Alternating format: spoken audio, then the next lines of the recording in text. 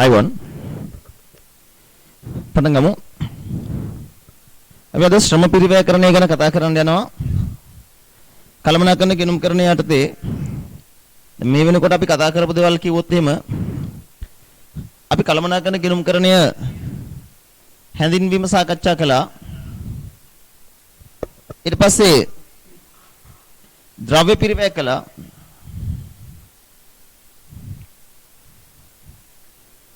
අද දවසේ කතා කරන්න යනවා ශ්‍රම පිරිවැය.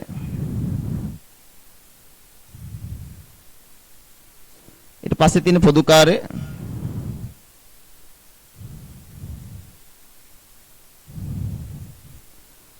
ඊළඟට ආන්තික පිරිවැයකරණය සහ ආයෝජන තීරණ. මුළු සිලබස් එකෙන්ම තව ඉතුරුලා තියෙන්නේ මේ කොටස් 4 විතරයි කරන්න. අපි යමු ශ්‍රම පිරිවැයකරණයට. බලන්න. ලියන මාතෘකාවක් ශ්‍රම පිරිවැය.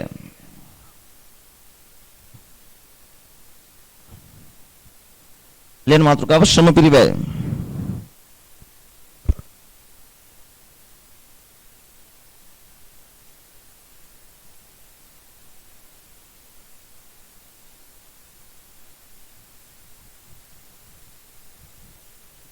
labor costing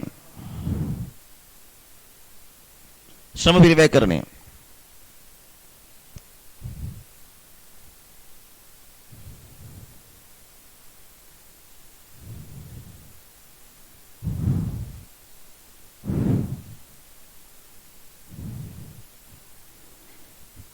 බලන්න සිහින්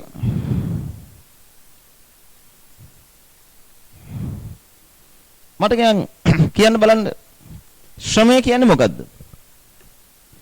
labor. ඔයාලා ශ්‍රමය කියලා අදහස් කරන්නේ මොකක්ද? දැන් සාමාන්‍යයෙන් අදහස. ශ්‍රමය anu කුමක්ද?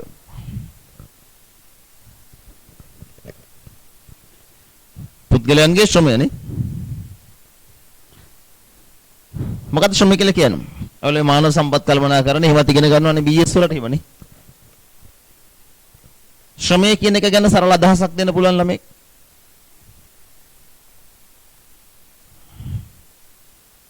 මොකද? එහෙම අදහසක් දෙන්න පුළුවන් කිසිම කෙනෙක් නැද්ද මෙතන? මොකද ශ්‍රමය කියලා කියන්නේ? සරලව ගත්තොත් කිසියම් පුද්ගලයෙක් කායික හෝ මානසික ශ්‍රමයනේ කාය හෝ මනස වෙහෙසලා යම් කිසි කටයුත්තක නිරත වෙනවා නම් ඒක තමයි ශ්‍රමය කියලා කියන්නේ. ඔකනේ ශ්‍රමය කියලා කියන්නේ. ශ්‍රමය කියන එක ඇතුලේ අපි කතා කරන්නේ ශ්‍රම පිරිවැයනේ. මේ ශ්‍රම පිරිවැය කියන එක ඇතුලේ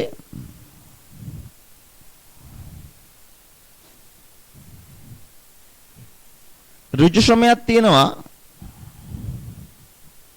වක්‍ර ශ්‍රමයක් තියෙනවා.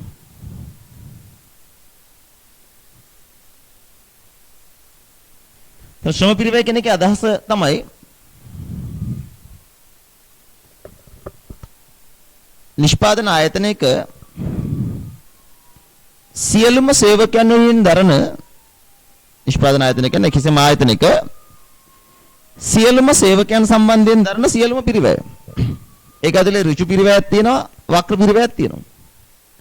ඍජු හෝ වක්‍ර ශ්‍රමිකයන් වෙනුවෙන් දරන සියලුම ආකාරයේ පිරිවැය ශ්‍රමයේ ලෙස හඳුන්වයි.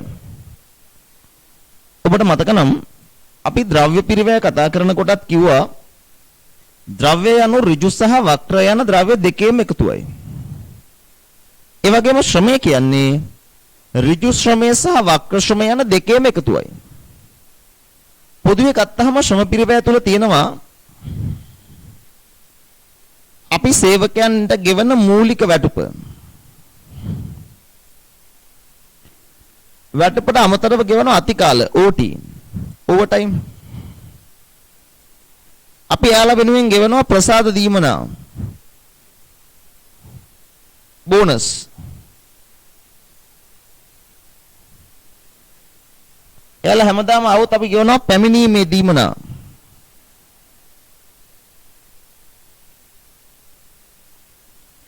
ආයතන ප්‍රධානියට සිද්ධ වෙනවා සේවකයා වෙනුවෙන් EPF එකක් ගෙවන්න. ආයතන ප්‍රධානියට සිද්ධ වෙනවා ETF එකක් ගෙවන්න.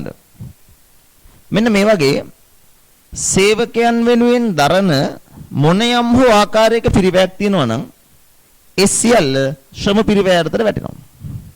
ඒක තමයි ශ්‍රම පිරිවැය යටතේ අපිට කතා කරන්න පුළුවන් සරලම නිර්වචනය.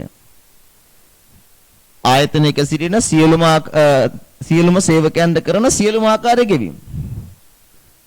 මේ සියල්ලගේ එකතුව තමයි ශ්‍රම පිරිවැය කියලා කියන්නේ. ශ්‍රමය කියන සම්පත ගත්තහම අනිත් සියලුම සම්පත් වලට වඩා වෙනස්. ප්‍රධාන මේක තමයි මේක ජීවී සම්පතක් නේ. තුග කියන්නේ අජීවී. තුගයට සංවිධානය වෙන්න බෑ. ගබඩා පැත්තකින් තිමෙනවා. තුග ටික සෙට් වෙලා එළියට බහින්නේ නැහනේ. අපි කෑ ගහමු අපිව තෙමෙනවා. එහෙම ගන්නෑ. ඔය තෙමි තිබිලා නාස්තිලා ගියත් තුග නෙවෙයි කට අරින්නේ.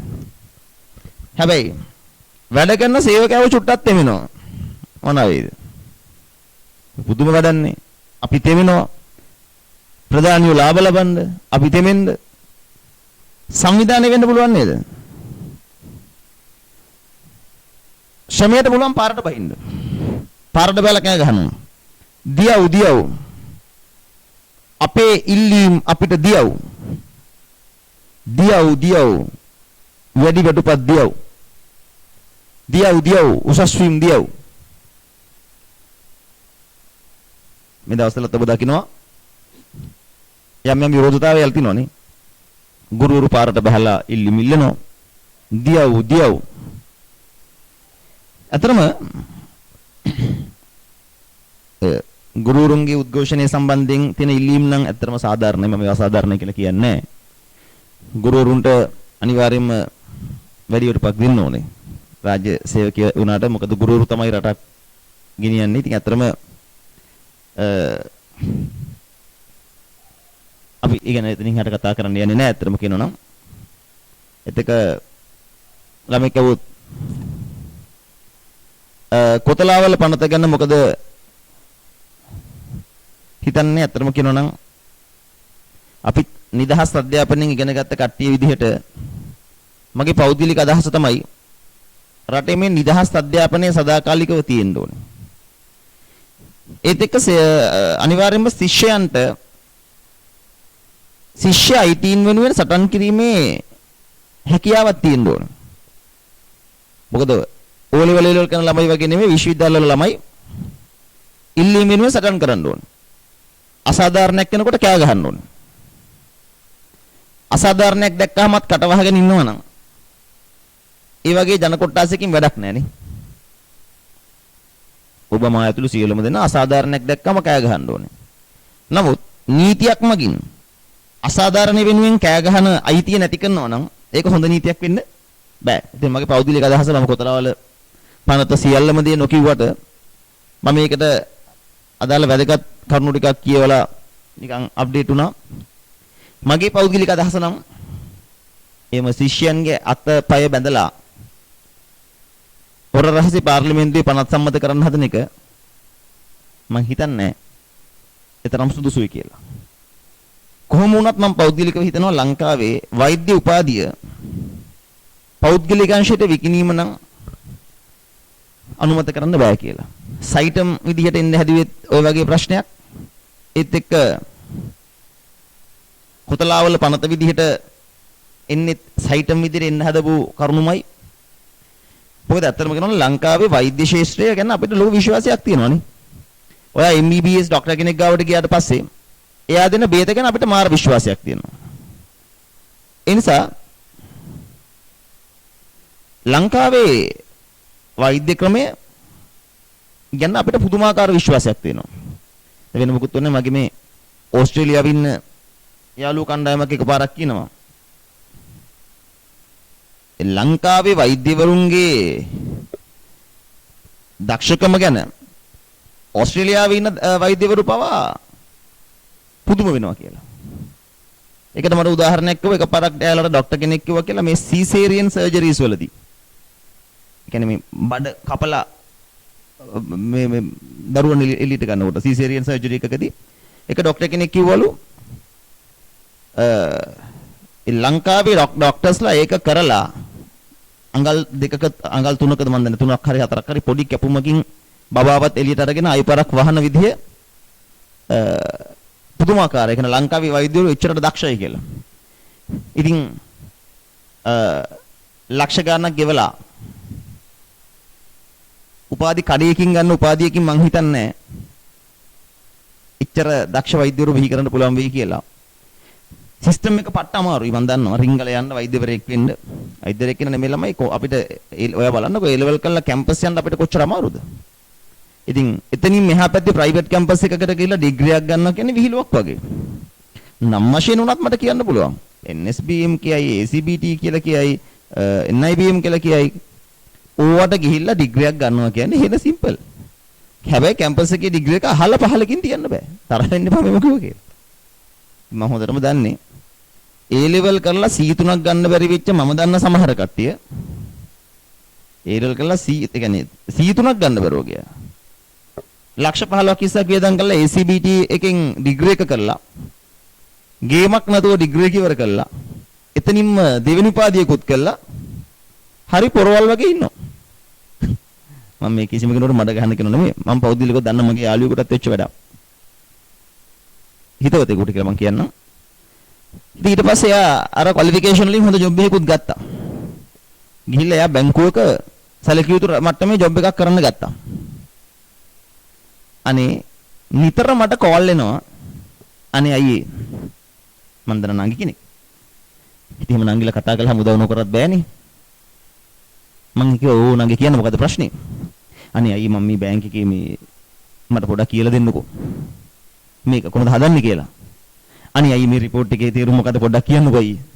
මම අනාථ වෙලා ඉන්නේ. අහන්නේ ලදරු මට්ටමේ ප්‍රශ්න. qualification ගත්තාම ACBT degree. ඉතින් මං කියන්නේ ඒ මට්ටමට ලංකාවේ දැන් අපි පෞද්ගලික අංශය යන කට්ටියට hina වෙන්නේ අපි ඊට වඩා පොරවල් කියලා විශ්වාස කළානේ. මේ අපේ විශ්වවිද්‍යාල උපාධිය අරගෙන ඒ නිසානේ. ඉතින් අපේ විශ්වවිද්‍යාල පද්ධතියේ සිල්ලරට වැටුනොත් එහෙම වැඩක් නැහැ නේ. අපි අභිමාණයෙන් කතා කරන ළමයි අපේ ලංකාවේ අධ්‍යාපනය ගැන. අපිට ලංකාවේ දැන් බොහෝ දේවල් ගැන අභිමානයක් නැහැ නේ. ආර්ථික ප්‍රතිපත්ති ගැන අභිමානයක් නැහැ, දේශපාලනය ගැන අභිමානයක් නැහැ. බොහෝ දේවල් ගැන අපේ තියෙන අභිමානේ කපලානේ තියෙන්නේ අපේ දේශපාලඥයෝ. අපිට සෞඛ්‍ය සේවය ගැන පුදුමාකාර අභිමානයක් තියෙනවා. අධ්‍යාපනය ගැන අභිමානයක් තියෙනවා නේ. ඒවත් කපලා දැම්මොත් එහෙම මොකද වෙන්නේ? එවනේ. ඒ නිසා අපි ඒව ගැන කතාව පොඩ්ඩක් නවත්තලා අපි යමු ශ්‍රම පිරිවැය ගැන කතා කරන්න. බලන්න. අගන්න. එතකොට අපි කතා කළේ ශ්‍රම පිරිවැය යටතේ ශ්‍රම පිරිවැය කියන්නේ ඍජු ශ්‍රමය හා වක්‍ර ශ්‍රමය කියන දෙකම. මේ යටතේ මේ කියන සියලුම කොටස් අන්තර්ගතයි. දැන් හිතන්න යම්කිසි ආයතනයක හොඳ ශ්‍රම පාලනයක් නැහැ. හැමෝම හිතලා උත්තරයක් දෙන්න. ආයතනයක ශ්‍රම පාලනය සාර්ථක නැත්තම් ඒ කියන්නේ labor management ශ්‍රම කළමනාකරණය ශ්‍රමිකයොත් එක්ක තියෙන කළමනාකරණය සාර්ථක නැත්තම් ඒ මත අපිට ඇතිවන ගැටලු මොනවද? ඒ මත අපිට තියෙන ගැටලු මොනවද? යහපත් ශ්‍රම පිරිවැය යහපත් ශ්‍රම පාලනයක් නැහැ. ඒ වගේ තැනක අපිට තියෙන ගැටලු මොනවද? හිතලා කියන්න බලන්න. අනිවාර්යයෙන්ම සේවක පිරිවැය වැඩි වෙනවා. මම එකඟයි. අනිවාර්යයෙන්ම සේවක පිරිවැය වැඩි වෙනවා. ඔව් ඔයාගේ පිළිතුරට මම එකඟයි. තව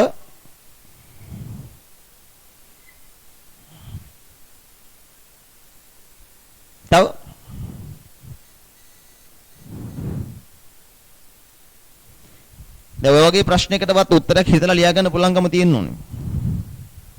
බලන්න මේ වගේ දේවල් හිතුණාද? එකක් තමයි සේවකයොත් එක්ක අපිට තියෙන මතභේද වැඩි වෙනව නේද? දැන් උදාහරණයක් විදිහට අපි යම්කිසි ආයතනයක ශ්‍රම කළමනාකරණයේ අසාර්ථකයි කියන හිතන්න උසස් වීම පක්ෂපාතී. සමහර ආයතන තියෙනවා මේක අපි ඔඩිට් වලදී පවා අපිට මුණ ගැහිලා තියෙන කතන්දරයක්. පිරිමි කට්ටිය බොහෝම දුකෙන් ආයතනේ වැඩ කරන්නේ. කතා කරද්දි කෙලින්ම කියනවා පොඩ්ඩක් හිතවත් වෙලා කතා කළාම මොකද්ද ප්‍රශ්නේ? අපි ඒවා ඉතින් අපිට ප්‍රොමෝෂන් එකක් ගන්න බෑනේ. අපි යන අයියේ. ඉතින් අර බොස් ආදරේ කට්ටිය ඉන්නවනේ. අපි කියනවා ඒ කියන්නේ අර තේ උඩිච්චිය දෙන්නෙක් ඉන්නේ. ඕනෙලාක බොස්ගේ පස්සෙන්මයි. ඇවිල්ලා මාස 6ක් යන්න උනේ නැහැ. පඩිත්තරි ප්‍රොමෝෂන් උත් හම්බ වෙලා. අපි ඉතින් පිරිමිනේ අපිට ඒව නැහැනේ. උඩ සමහර තැන්වල කියන කතාන්දර. ඉතින් ඔම කියනකොටම අපි දන්නවා ශ්‍රම කල්පනාකරණ සම්බන්ධයෙන් ලොකු අවුලක් තියෙනවානේ. ඒ කියන්නේ උසස් වීම පක්ෂග්‍රාහී.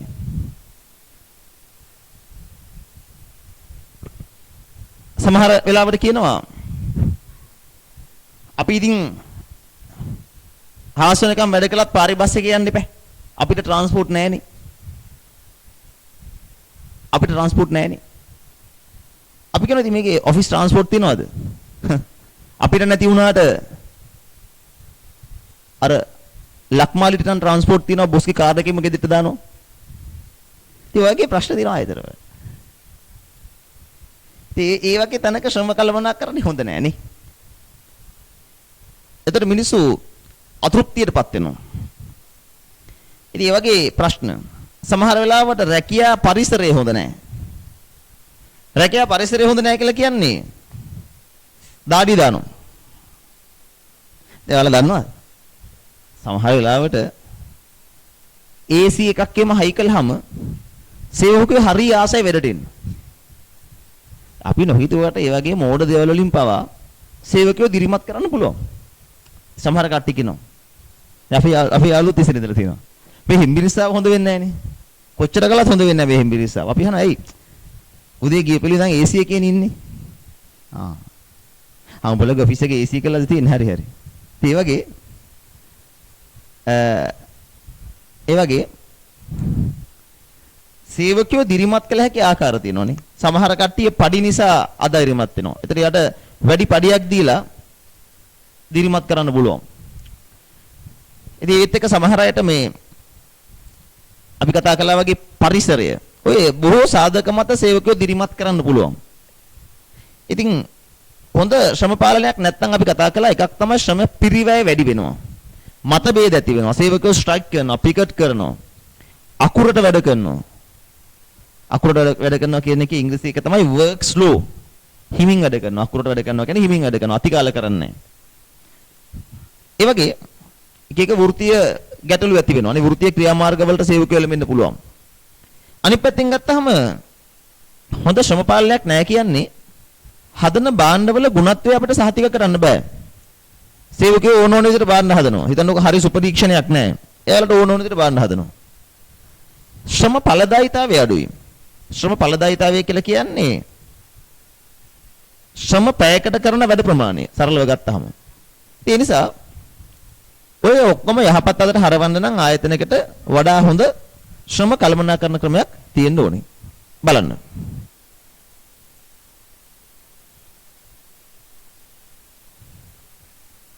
මෙන්න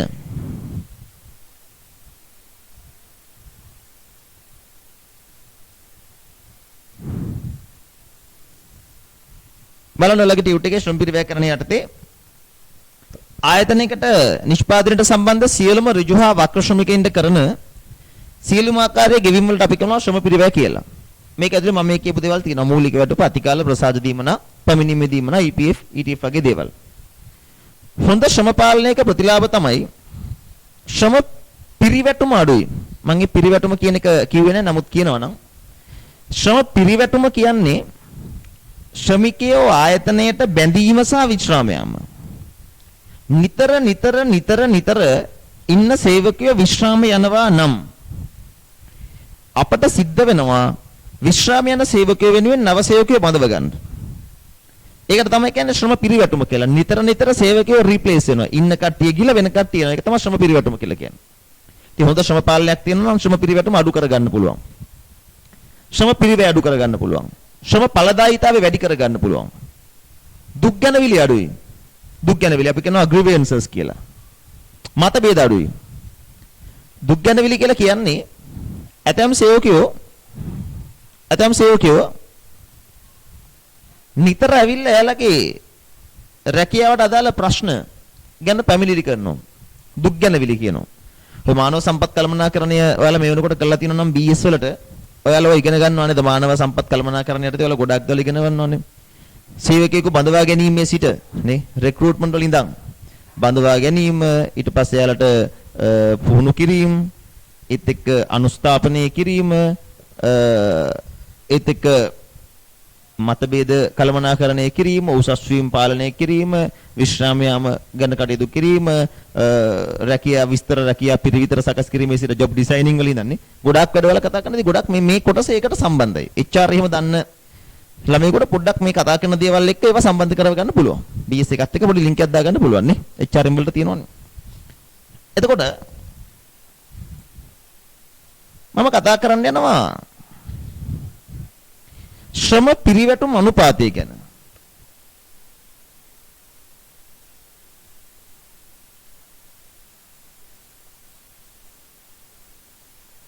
ශ්‍රම පිරිවැටුම් අනුපාතය කියලා කියන්නේ මේක හොයන්න මේ විදිහට.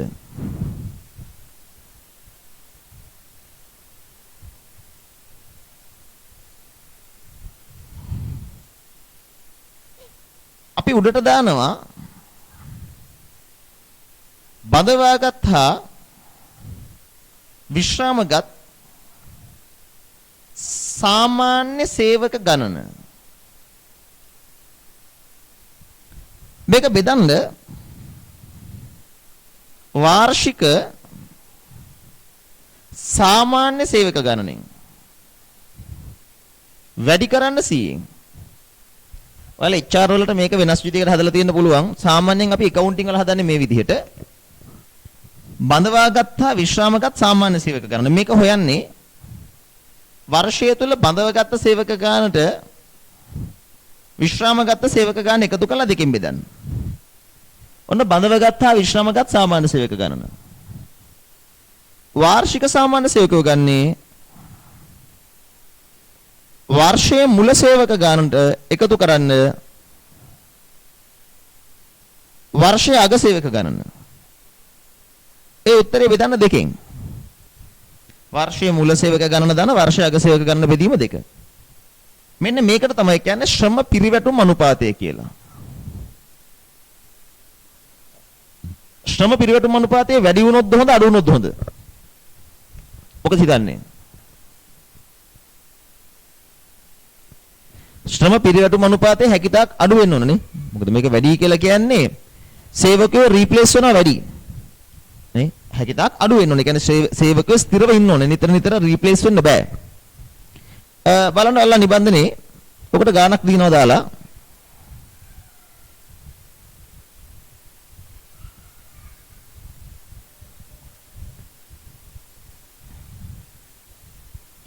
ශ්‍රම පිරිවැටුම් අනුපාතය වර්ෂයක් තුල බඳවාගත් සහ විශ්‍රාම ගිය සේවකයන්ගේ සාමාන්‍ය වර්ෂය තුල ආයතනයේ සේවය කරන සාමාන්‍ය සේවකයන්ගේ ප්‍රතිශතයක් ලෙස දැක්වීම ශ්‍රම පිරිවැටුම් අනුපාතයයි. මෙන්න බලන්න එක හොයන විදිහ ශ්‍රම පිරිවැටුම් අනුපාතය සමානයි බඳවගත් හා විශ්‍රාමගත් සාමාන්‍ය සේවක සංඛ්‍යාව බෙදන්න වාර්ෂික සාමාන්‍ය සේවක සංඛ්‍යාවෙන් වැඩි කරන 100න්.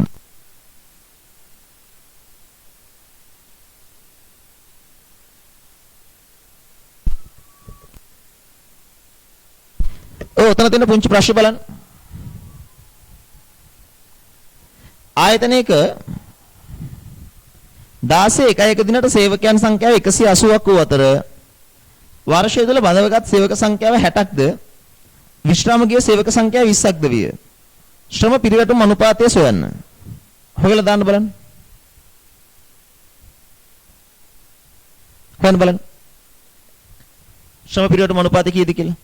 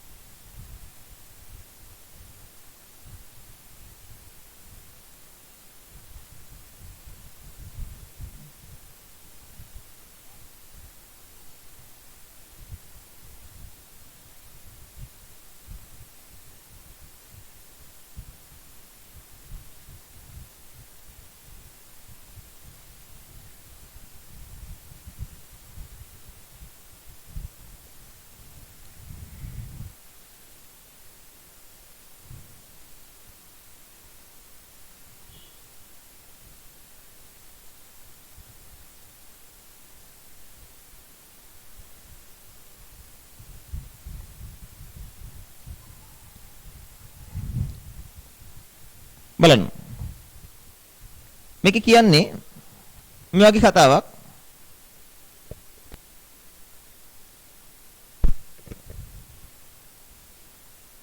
ආයතනයක 2016 එක එක සේවකයෝ සංඛ්‍යාව 180යි. ආරම්භක සේවක ගණන 180යි. බඳවගත සේවකයෝ ගණන 60යි.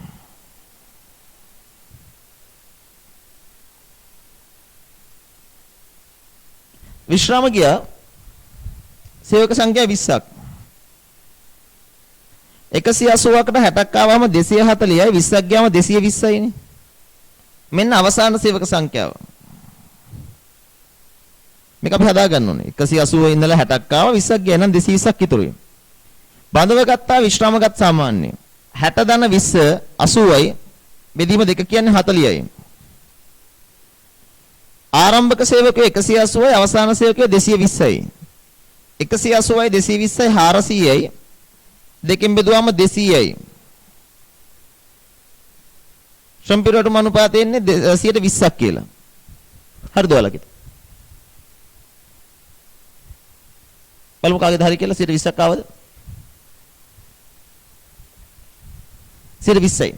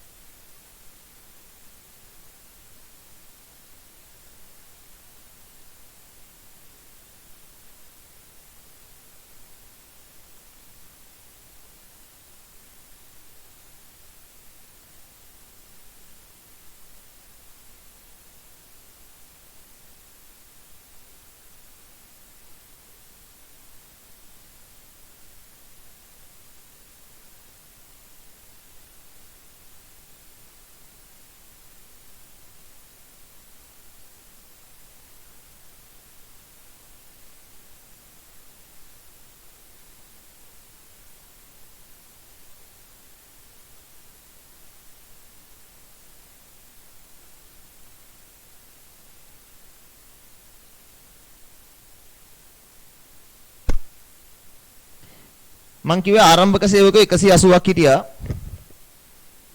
බඳව ගත්ත 60ක් 20ක් විශ්‍රාම ගියා.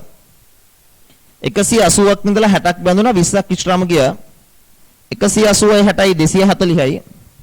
240න් 20ක් ගියා නම් අන්තිම ගාන 220යි. බඳව ගත්තා විශ්‍රාමගත් සාමාන්‍ය ගන්නේ 60යි 20යි එකතු කරලා දෙකෙන් බෙදන්න. එතකොට 40යි. වාර්ෂික සාමාන්‍ය සේවකයෝ ගන්නේ වර්ෂයේ ආරම්භක සේවකයෝ දන වර්ෂ අවසාන සේවකයෝ එකතු කළා දෙකෙන් බෙදුවා. එතකොට 200යි.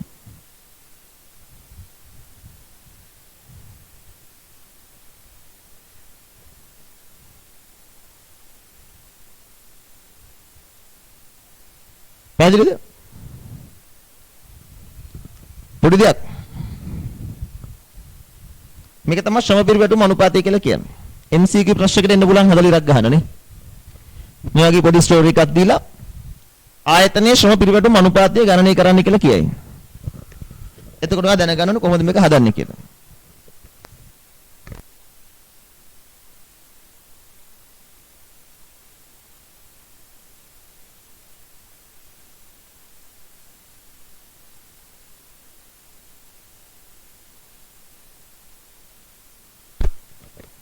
බලන්න.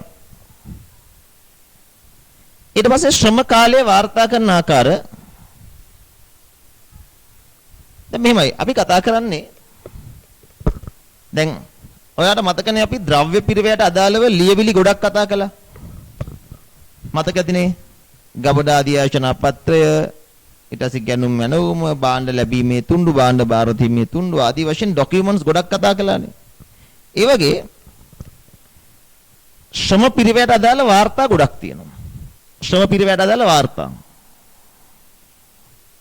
ශ්‍රමයට අදාළ වාර්තා.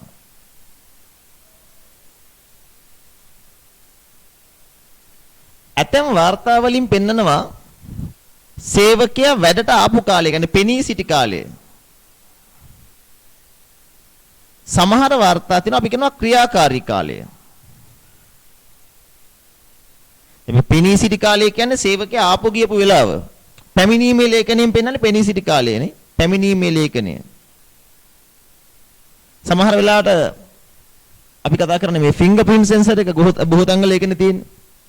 ෆින්ගර්ප්‍රින්ට් එක තියාගෙන යනවා. එතකොට අපිට මාක් වෙනවා මෙන්න මේ වෙලාවට තමයි මෙයා ආවේ. නේ? ක්‍රියාකාරී කාලය කියන්නේ කොච්චර වෙලාවක් වැඩ කළාද? ඉතින් මේකට කාල පත්‍ර තියෙනවා. කාල පත්‍රය එතෙක් කාර්ය තුණ්ඩු, කාර්ය පිරිවැය පත්‍රය, කෑලි වැඩ තුණ්ඩුව, කෑලි වැඩ කියන්නේ කෑලි වැඩ තුණ්ඩුව. ඒක අමතරව ක්‍රියාකාරී කාලය නෙවෙයි තව තියෙනවා මෙතන මේ මම මෙතන දාන්නම් අක්‍රීය කාල පත්‍රය දාන්නම්. අක්‍රීය කාල පත්‍රය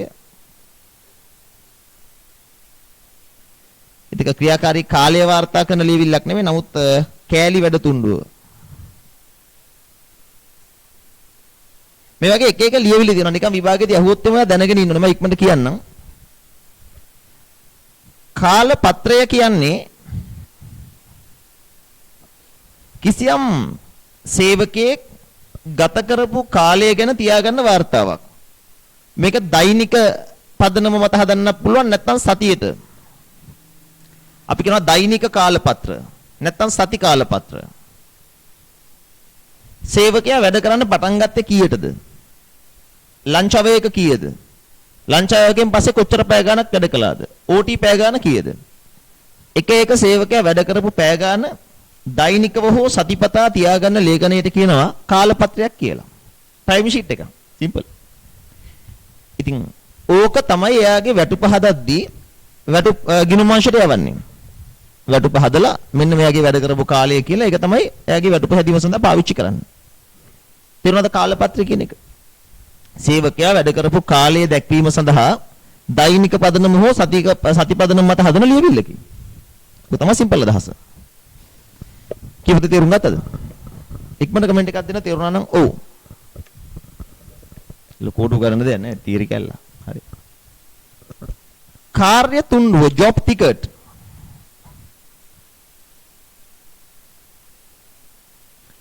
ජොබ් ටිකට් එකක් කියලා කියන්නේ කාර්ය තුණ්ඩුවක් කියලා කියන්නේ යම් කිසි එක සේවකයෙකුට ඒක විශේෂයෙන් වැදගත්. එක් සේවකයෙකුට මොකක් හරි වැඩක් කරන්න අදාළ කරන බලය ලබා දෙමින් නිකුත් කරන ලියවිල්ලක්. නිකන් හිතන්නකෝ ගාමන්ට් ෆැක්ටරි එකක සේවකයෙකුට එක ඇඳුමක් මහන්න කියනවා. ඒ ලියවිල්ලේ තියෙනවා මෙන්න මේ ඇඳුමේ වෙන්න ඕනේ තොරතුරු මෙහෙමයි. හිතන්න කලිසමක් කියලා කලිසමේ දිග මෙච්චරක් වෙන්න ඕනේ.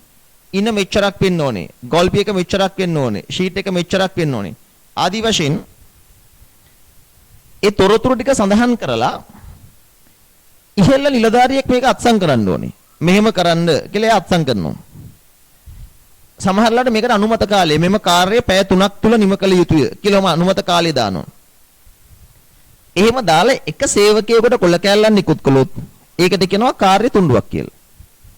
යම් නිශ්චිත කාර්යයක් සිදු කිරීම වෙනුවෙන් අවශ්‍ය උපදෙස් ලබා දෙමින් සහ බලය ලබා දෙමින් ඉහළ නිලධාරියෙකුගේ අත්සන සහිතව නිකුත් කරන ලියවිල්ල වන්නේ කාර්ය තුඬුවයි. කාර්ය පිරිවැය පත්‍රය කියන්නේ මොකක්ද? මේ හා සමානයි එකම වෙනස එක මිනිස්සෙකුට නෙවෙයි කාර්ය පිරිවැය පත්‍රය දෙන්නේ පුද්ගලයෝ කණ්ඩායමකට. දැන් හිතන්නකෝ ගෲප් එකක් එකතුලා කරන වැඩක් නම් පුද්ගලයන් කණ්ඩායමකට යම් කාර්යයක් කිරීම සඳහා අවශ්‍ය උපදෙස් ලබා දෙමින් සහ බලය පවරමින් නිකුත් කරන ලියවිල්ල වන්නේ කාර්ය පිරිවැය පත්‍රයයි. කාර්ය තුඬුවයි කාර්ය පිරිවැය පත්‍රයේ වෙනස කාර්ය තුඬුව එක සේවකයෙකුට දෙනවා. කාර්ය පිරිවැය පත්‍රය පුද්ගල සමූහයකට දෙනවා. අක්‍රීය කාලපත්‍රය කියන්නේ අයිඩල් ටයිම් කාඩ් එක. සමහර වෙලාවට මොකක් හරි හේතුවක් මත අපි වැඩ කර කර ඉන්නකොට එකපාරටම වැඩ නවත්තන්න සිද්ධ වෙනවා. උදාහරණයක් විදිහට කරන්ට් එක යනවා. ටොක් ගාලා කරන්ට් එක ගියා. එතකොට අපි වැඩ කරන කාලේ නැවතීමක් වුණානේ. එහෙම නැත්නම් අමුද්‍රව්‍ය ඉවර වුණා. එක්ක මැෂින් එකක් කැඩුනා. එක්ක වැඩ කර කර ඉන්නකොට සේවකයෙකුට අනතුරක් වුණා. ඔය වගේ මොකක් හරි හේතුවක් මත වැඩ කරන කාලයේ නැවතීමක් සිද්ධ වුණොත් ඒ නැවතිච්ච කාලය දවල් 1 සිට 3:30 දක්වා වැඩ නැවතුණා. එහෙනම් අක්‍රීය කාලය පැය 2:00මාරයි. හැබැයි අපිට සමහර වෙලාවට ආයතනෙට සිද්ධ වෙනවා අක්‍රීය කාලයේදී සේවකයාට පඩි ගෙවන්න. මොකද සේවකයා ලෑස්ති වැඩ කරන්න. ඉතින් ඒතර ඇත්තම අක්‍රීය කාල පත්‍රිකාවක තේරුම තමයි මේ වගේ වෙලාවට අපි හදලා බලනවා. අක්‍රීයව තිබ්බ කාලෙට අපි කීයක් ගෙවුවද? ඒක ආයතනයට ශ්‍රම පිරිවැය අපත යාමක් නේ. හරියට නිකන් අර ද්‍රව්‍ය නම් හානි වීමක් වගේ. ශ්‍රමිකයන නිකන් පඩි ගෙවලා. ශ්‍රම පිරිවැය අපත යාමක්. අසාමාන්‍ය අපතයක් ශ්‍රම පිරිවැයට අදාළ. ඉතින් අක්‍රීය කාලෙට අපි කොච්චරක් ගෙවුවද? ඒක තමයි අක්‍රීය කාල පත්‍රය සිම්පල් කේස් එක. කෑලි වැඩ තුඬුව කියන්නේ පීස් වර්ක් ටිකට් එක. මේක සාමාන්‍යයෙන් කාලපදනම නෙමෙයි අපි අද කතා කරනවා වැටුප් ගෙවන ක්‍රම දෙකක් ගැන. කෑලි වැඩ තුඬුව කියන්නේ ඒකක පදනම මත වැටුප් ගෙවන ආයතනයක්. හදපු කෑලි ගානටයි ගෙවන්නේ. සේවකයන් විසින් නිෂ්පාදනය කරපු ඒකක ගාන කීයද කියලා බලා ගන්න. කෑලි කීයක් හැදුවද කියලා බලා ගන්න නිකුත් කරන ලියවිල්ල තමයි කෑලි වැඩ තුඬුවක් කියලා කියන්නේ. දවසට අපි හිතමු එයා භාණ්ඩ එකක 5ක් හදලා තිනවා. එහෙනම් භාණ්ඩ එකක 5ක් හැදුවා කියන එක සටහන් කරගන්න ලියවිල්ල තමයි කෑලි වැඩ තුඬුව කියන්නේ. පැහැදිලිද? ඔය බලන්න ටියුට් එක අරගෙන ඔය ડોකියුමන්ට්ස් ටික දාලා තිනවා මම. බලන්න ටියුට් එකේ තියෙනවා.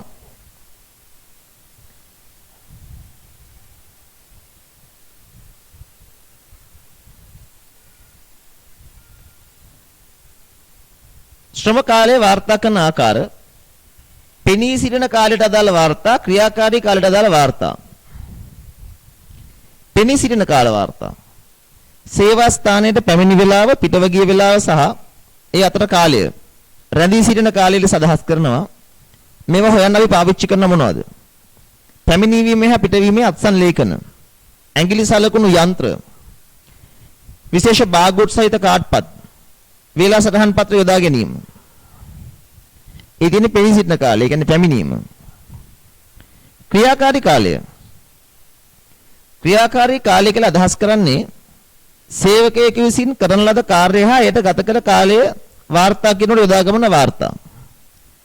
ආයතනයේ ස්වභාවය අනුව එම වාර්තා විවිධ වෙන්න පුළුවන්.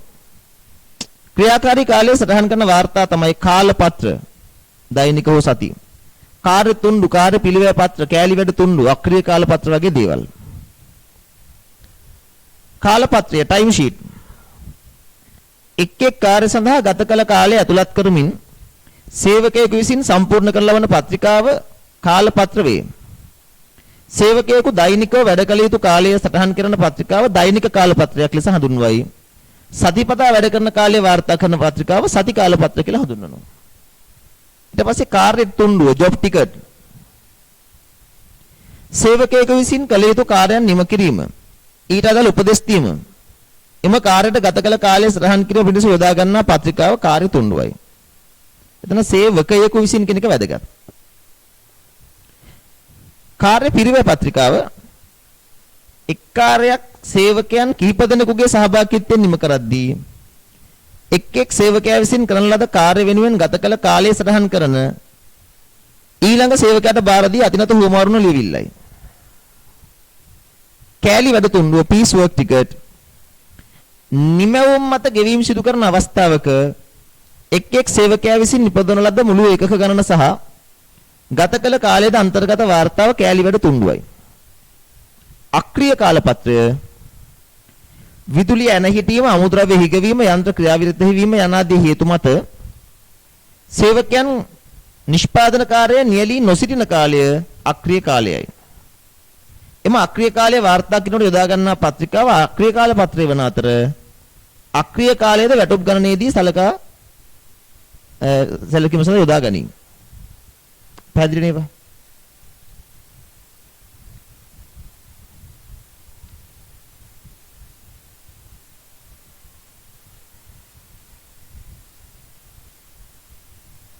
බලන්න.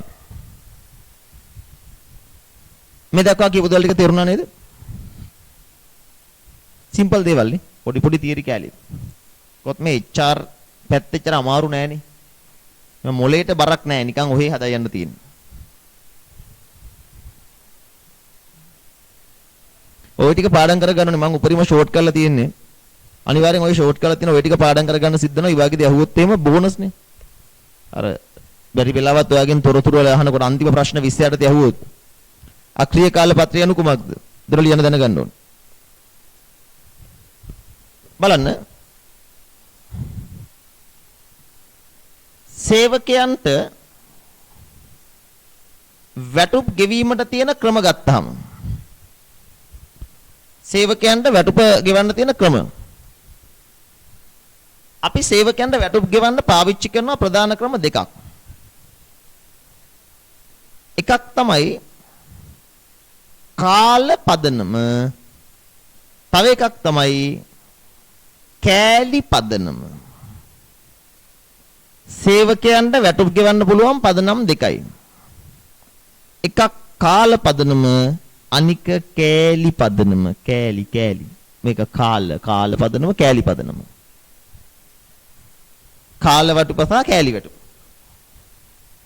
කෑලි පදනමට තව නමක් කියනවා නිමවුම් පදනම නැත්නම් ඒකක පදනම කියලා. පැහැදිලි? බලන්න. ළමයි කාල පදනම යටතේ වැටුප හොයන්නේ වැඩ කළ පැය ගණන වැඩි කරන්න පැයක වැටුපින්. ඔන්න කාල පදනම වල වැටුප් හොයන විදිහ. කෑලි පදනම මත වැටුප හොයන්නේ නිපදවපු ඒකක ගණන වැඩි කරන්න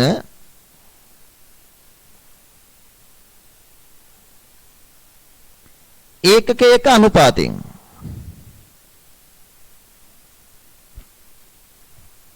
තේරෙනවනේ? ලොකු දේවල් නෑනේ. කාල වැටුප කියන්නේ මොකක්ද? වැඩ කරපු පැය ගාන වැඩි කරන්න පැයක වැටුපෙන්. පැය 10ක් වැඩ කරපු මිනිස්සෙකුට පැයකට 100ක් ගෙවනවා නම් එයාගේ පඩි රුපියල් 1000යි. කෑලි පදනම කියන්නේ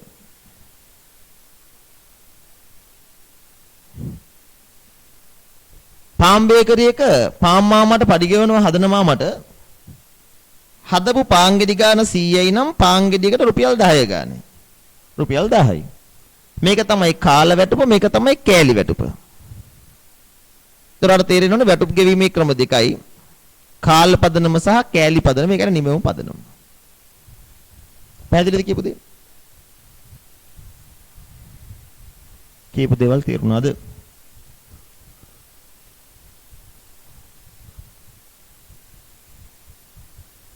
බලන්න.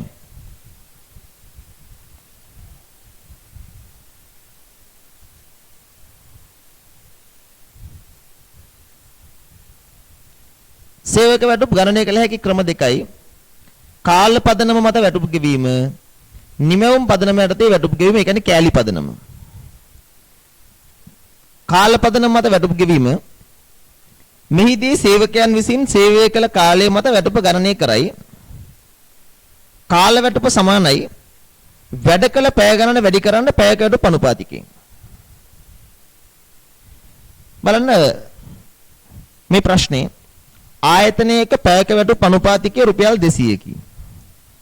මාසයක් තුල එක් එක් සේවකයා විසින් වැඩ කළ පැය ගණන් පහත පරිදිය නිශාන්ත පැය 160යි, කුමාරි පැය 150යි. එක් එක් සේවකයාගේ කාල වැටුප ගණනය කරන්න. හදලා දාන්න බලන්න එක එක සේවකයාගේ කාල වැටුප. එහෙනම් සිම්පල් කේස් එකක් නෙනේ. හදලා දාන්න බලන්න.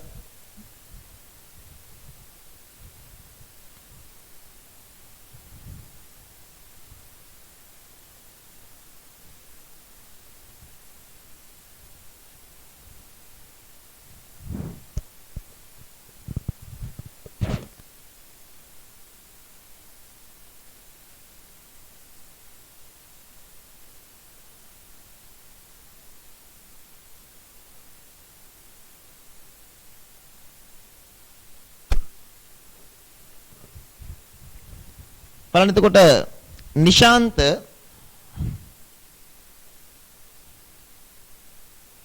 එයා වැඩ කරලා තියෙනවා පැය 160ක්, පැයක වැටුප 200යි.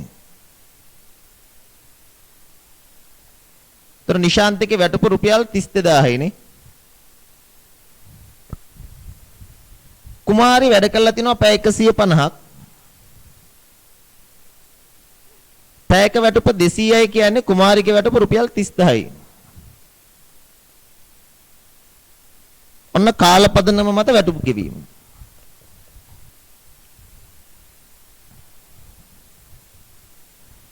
හරිනේ. මට ඔයාලා හිතලා කියන්න බලන්න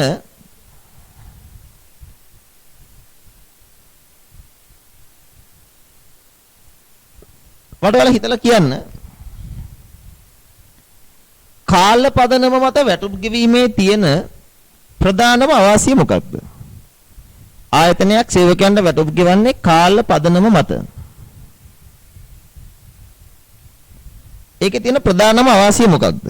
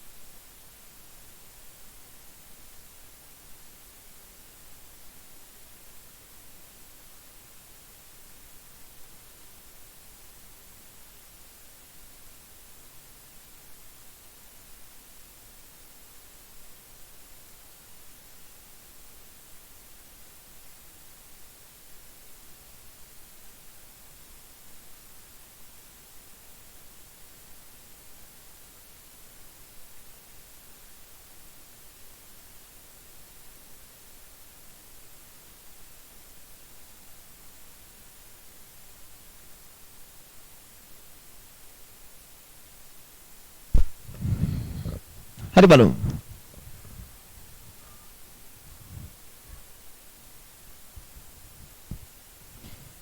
මේකේ තියෙන ප්‍රධානම ප්‍රශ්නේ මේකයි. කාර්යක්ෂම හා අකාර්යක්ෂම කියන සේවකයෝ දෙන්නටම එකම පඩියක් නේද හම්බෙන්නේ. උදාහරණයක් විදිහට සේවකයෝ දෙන්නෙක් ඉන්නවා සචි භානු කියලා. දෙන්නම වැඩ කරන පැය ගාන දවසට 8යි. දෙන්නටම පැයකට ගෙවන්නේ රුපියල් 200යි. ඒ කියන්නේ දෙන්නගෙම පැයක වැටුප 1600යි නේ. දෙන්නගෙම පැයක වැටුප 1600යි. පැහැදිලි? හිතන්න සචී කියන්නේ හොඳ කාර්යක්ෂම සේවකයෙක්. දවසම කඩියා වගේ වැඩ. හැබැයි භානු කියන්නේ පට්ට කම්මැලියෙක්. සචී දවසම කඩියා වගේ වැඩ. භානු කියන්නේ කම්මැලියෙක්. අලසයි.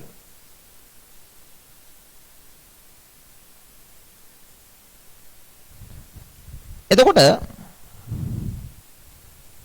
මේ දෙන්නම රුපියල් 1600ක් දවසට අරන් ගෙදර යනවා. මෙහෙම යන්න ගියොත් එහෙම සචී එන්න මේ ගැන කලකිරනවනේ. ඇයි? සචී කල්පනා කරනවා මම හරිම කාර්යක්ෂමව වැඩ කරනවා. අර බානු ඉන්නවා නිදිමර ගාතේ. වැඩ කරන්න ගත්ත වෙලේ ඉඳන් ඈනුම් අරිනවා. එකක්වත් පිළිවෙලකට කරන්නේ නැහැ. බාගෙට කරන්නේ. කිසිම අවධානයකින් නෙවෙයි වැඩ කරන්නේ. වෙන වෙන දේවල් කල්පනා කර කර ඉන්නවා. වැඩ කරන වෙලාවේ වැඩ කරන්නේ නැතුව ෆෝන් එක ඔබ ඉන්නවා. එහෙට යනවා මෙහෙට යනවා කියවනවා. බොරුවට hina වෙවි ඉන්නවා. වැඩ කරන වෙලාවේ ගේම් ගහ ගහ ඉන්නවා. මම මේ වදින තැනකට වැඩියෙන් කියලා කියන්නේ. එතකොට ඒ වුණත්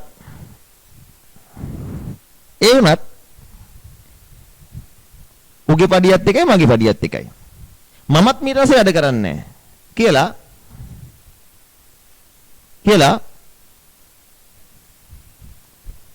එයත් අකාර්යක්ෂම වෙන්න පුළුවන් නේ. අන්න ඒ නිසා මේ කාලපදනම මත වැටුප් ගෙවන ආයතනයක් සමහර වෙලාවට පොඩි උපක්‍රම පාවිච්චි කරනවා මෙහෙම. සේවකයන්ට දෙනවා පොඩි ටාගට් එකක්.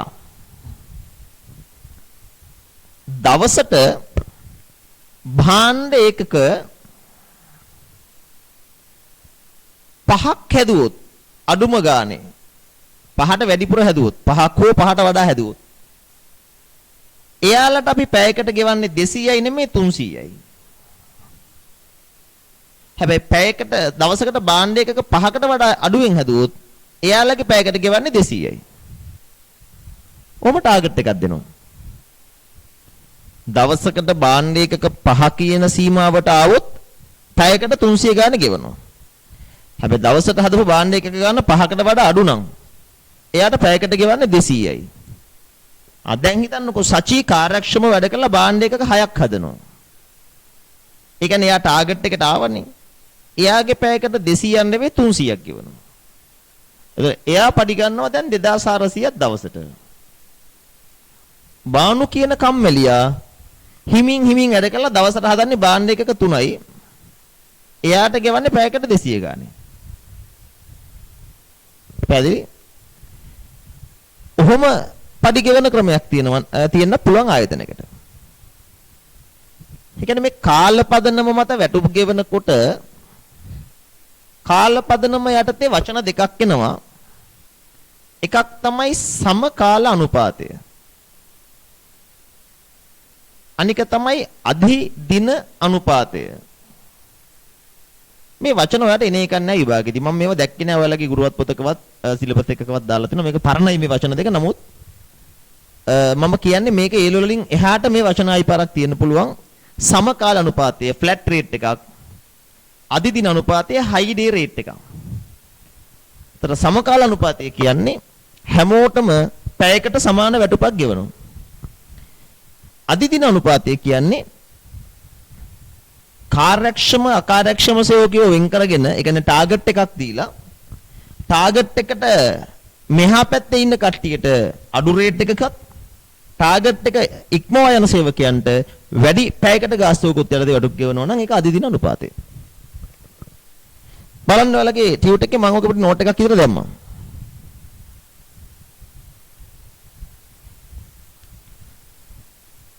ඇතම් ආයතන විසින් සේවකයන්ට කිසියම් ඉලක්කයක් ලබා දී එම ඉලක්කයේ ඉක්මවන සේවකයන්ට පැයකට වැඩි අනුපාතිකයක් යටතේ ගෙවීම.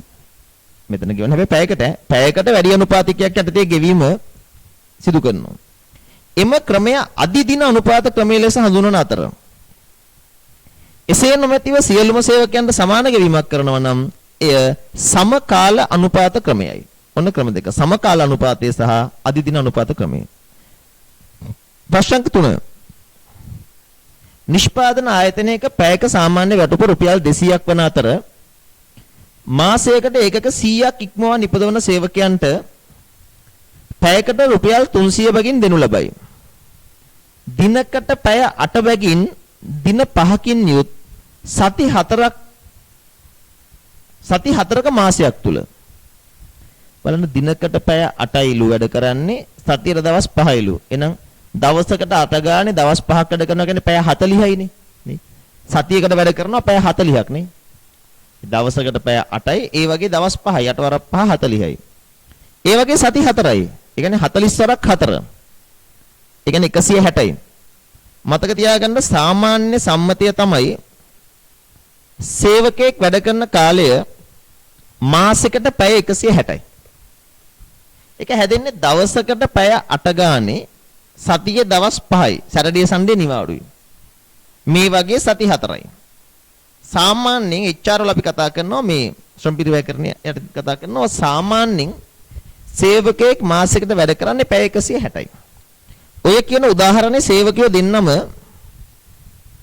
ඔය පැය 160 වැඩ කරලා තියෙනවා.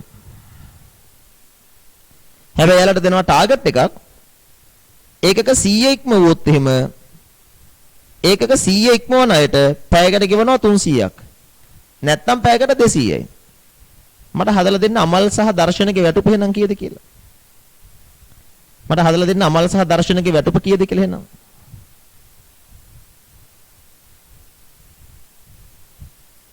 අමල්ගේ දර්ශනගේ වැටුප හදලා දෙන්න.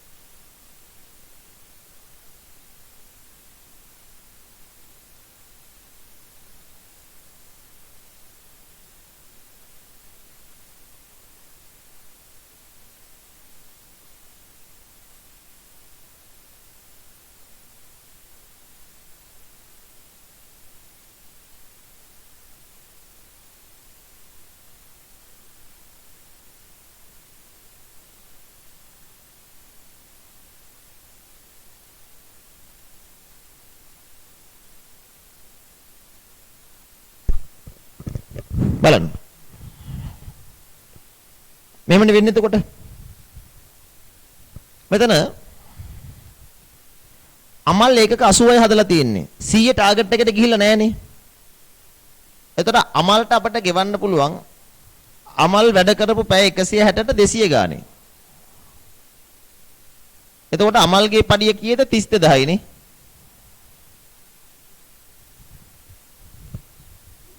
දර්ශන එයා බාණ්ඩ එකක 110ක් හදලා කියන්නේ 100 ටාගට් එක පැනලා එයා වැඩ කරපු පැය 160ට අපි ගෙවමු 300 ගානේ.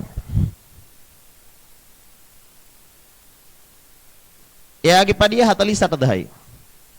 අර හදපු ඒකක ගාන මත එහෙම ගන්න එපා හරිද? පඩි ගෙවන්නේ කාලපදනමට. ඕන වෙලාවක වැඩ කළ පැය ගණන වැඩි කිරීම පැයක වැටුප. රේට් එක වෙනස් වෙනවා හදන ඒකක ගාන මත. ඒ උනාට හදන ඒකක ගානෙන් එහෙම වැඩි කරන්න එපා. ඒ තියෙන්නේ ඒකක මත ගෙවන වැටුප අනිත් ක්‍රමය. පඩිය එතකොට 32000යි 48000යි. හැමෝගෙම හරිද මේක? හරිද හැමෝගෙම? සරලයි නේ? හොඳයි.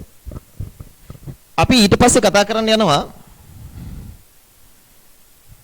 කෑලි පදනම මත වැටුප් ගෙවන්න. ඒක අපි කොහොමද යමු බලන්න.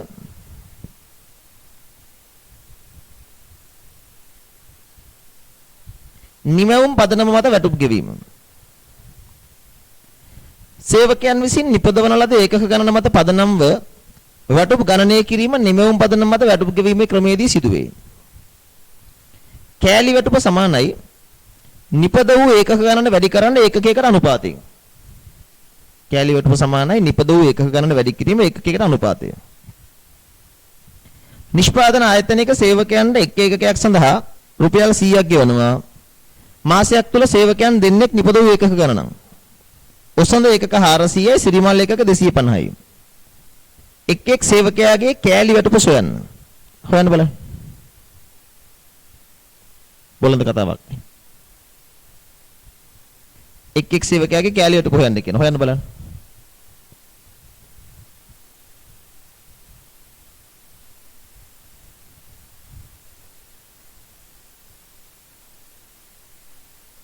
කී දෙන්නේ? බොළඳයිනේ. ඔසඳ ඒකක 400ක් හැදුවා එකකට 100යි. 400 වැඩි කිරීම 100 කියන්නේ 40000යි. සිරිමල් එකකට 100 ගානේ 250කට 25000යි නේ. 40000යි 25000යි.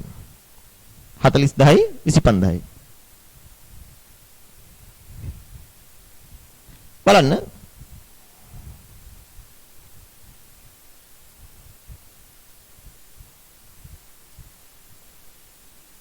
හතලිස්දා 25000යි නේ.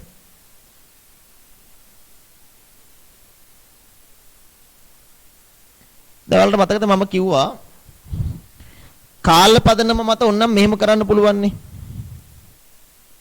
සමකාල අනුපාතයට යන්නත් පුළුවන්. නැත්තම් අදි දින අනුපාතයකට යන්නත් පුළුවන්.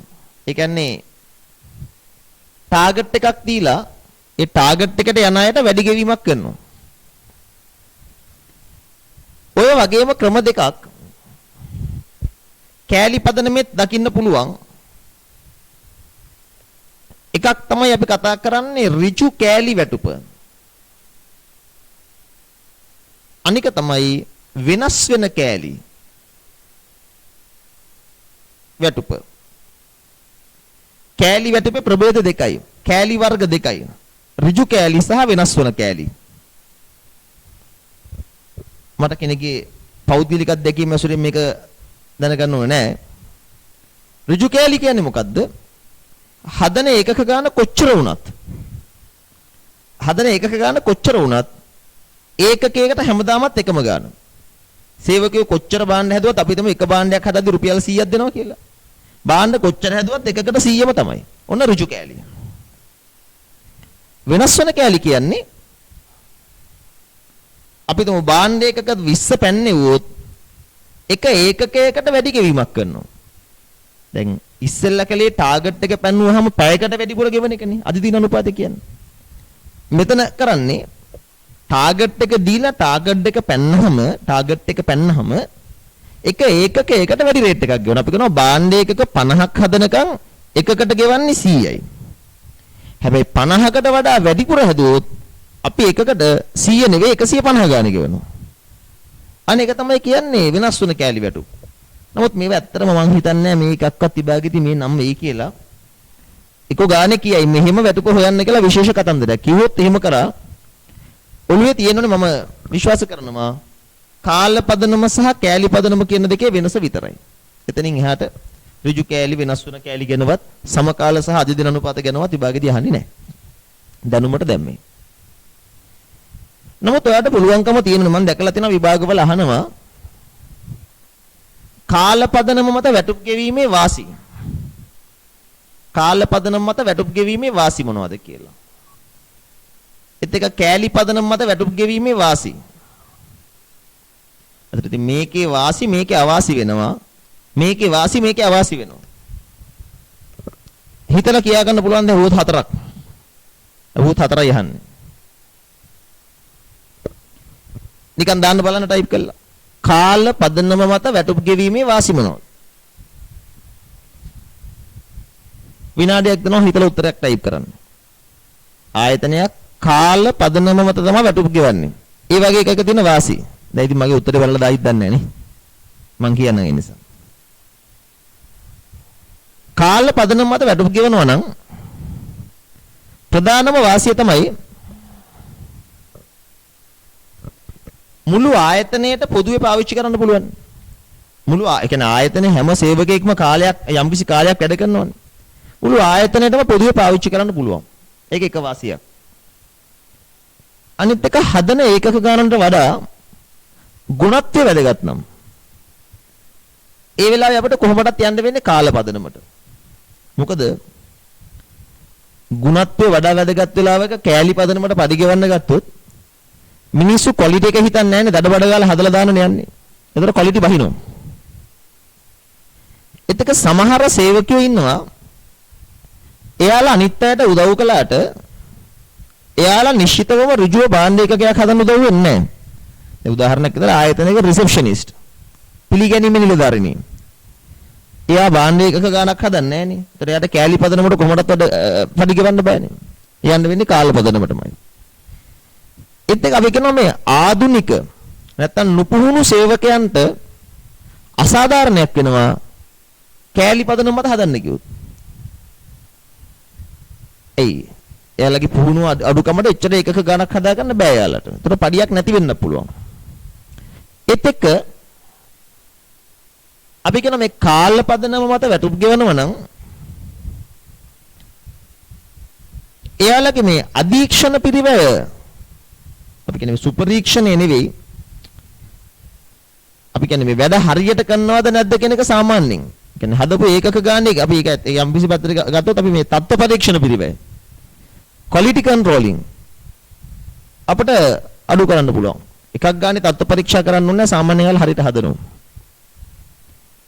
හැබැයි මේකේ අවාසි තමයි මේකේ වාසි වෙන්නේ මොනවද? අපි ඉස්සෙල්ලත් කිව්වා කාර්යක්ෂම හා අකාර්යක්ෂම කියන සේවකයෝ දෙගොල්ලම යම් කිසි නිශ්චිත වැටුපක් ලබනවා. ඒක නැති කරන්න නම් කෑලි පදනමට යන්න ඕනේ. ඒක කාල පදනමේ අවාසියක්. අනිවාර්යයෙන්ම මිනිස්සු වැඩ කරනවාද කියලා බලන්න ඕනේ. සුපරීක්ෂණ පිළිවෙල වැඩි. සුපරීක්ෂණ පිළිවෙල වැඩ කරනවාද කියලා බලන්න ඕනේ. නැත්නම් නිකන් ඉන්න කල්පනා කරනවා. ඒත් එක්ක මේකේ තියෙන තවත් අවාසියක් තමයි මිනිස්සු සමහර වෙලාවට කාලය ගත කරගන්න යන්ත්‍ර සූත්‍ර වගේ වට හානි කරන්න බලනවා. යන්ත්‍ර සූත්‍ර වගේට හානි කරන්න බලනවා. ඇයි ඒ? යන්ත්‍රයක් කැඩුනොත් නිකන් හිටියත් පඩි හම්බ වෙනවනේ. ඔන්න ඔය වගේ වාසි අවාසි අපිට කතා කරන්න පුළුවන්. පොඩක් කියව ගන්න බලන්න තනියම මේ ටික. කාල පදනම මත වැටුප් ගෙවීමේ වාසි.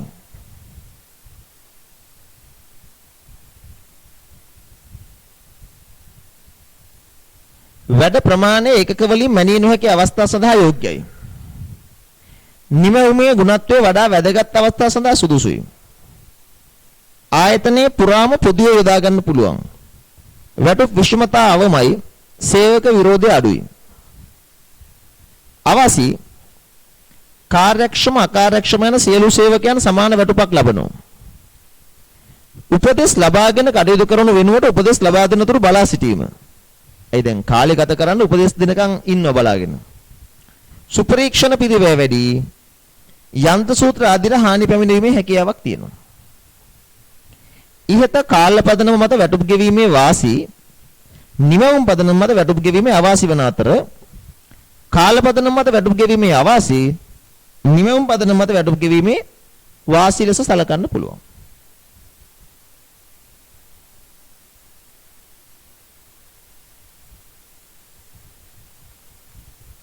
ඊට පස්සේ අපි කතා කරන්න යනවා අතිකාල ඕවර් ටයිම්.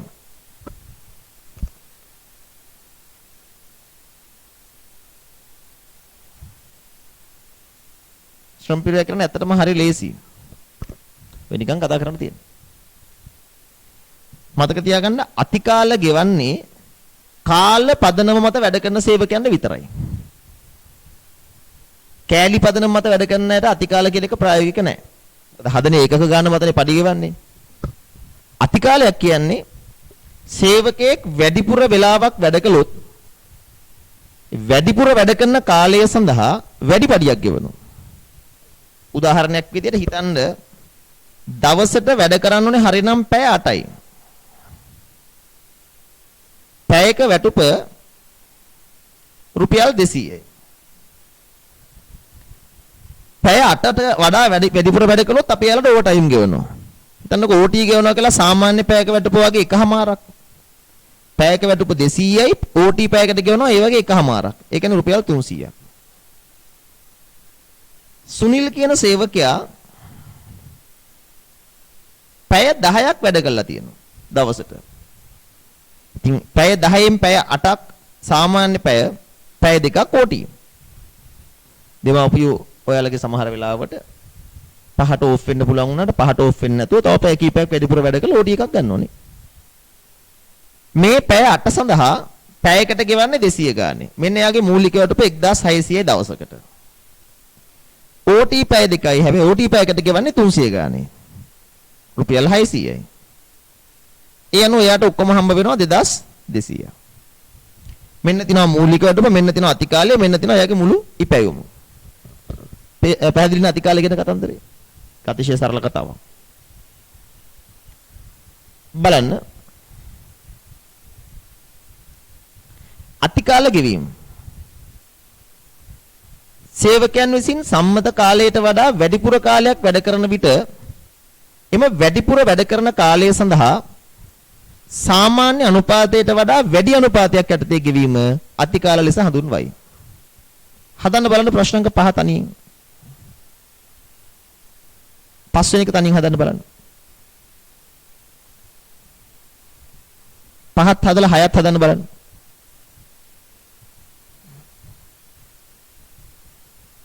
5ත් හදලා 6ත් හදන්න බලන්න.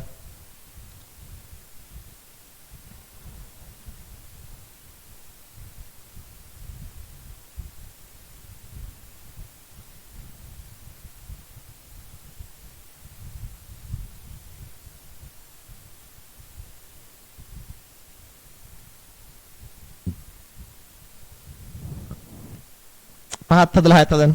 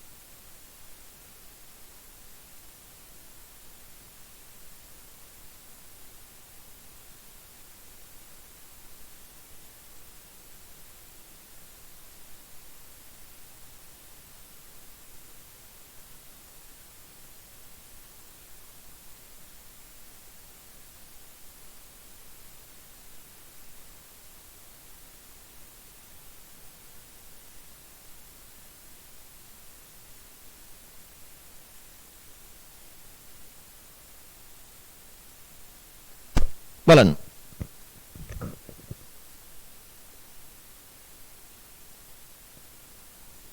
මෙතන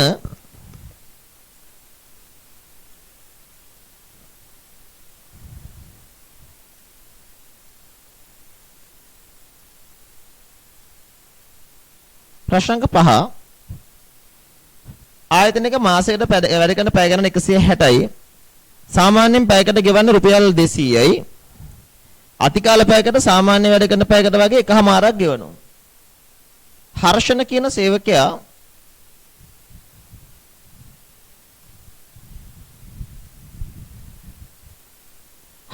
සේවකයා පැය 180ක් වැඩ කරලා තියෙනවා. එයාගේ මූලික වැටුප පළවෙනි පැය 160ට 200 ගානේ 32000යි. එයාගේ අතිකාල ඕවර් ටයිම් වැඩිපුර වැඩ කරපු පැය 20ට 300 ගානේ 6000යි.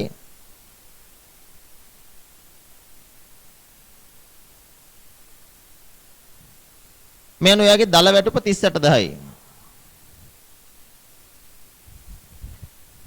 පියල්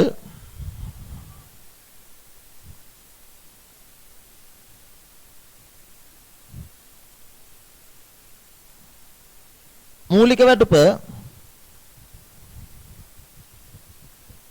පළවෙනි පැය 160ට 200 ගානේ 32000යි. එයාගේ අතිකාල වැඩිපුර වැඩ කරපු පැය 40කට පැයකට 300 ගානේ 12000ක්.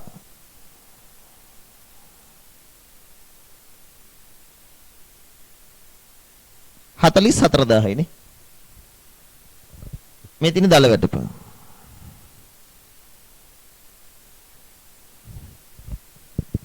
ප්‍රශ්නක 6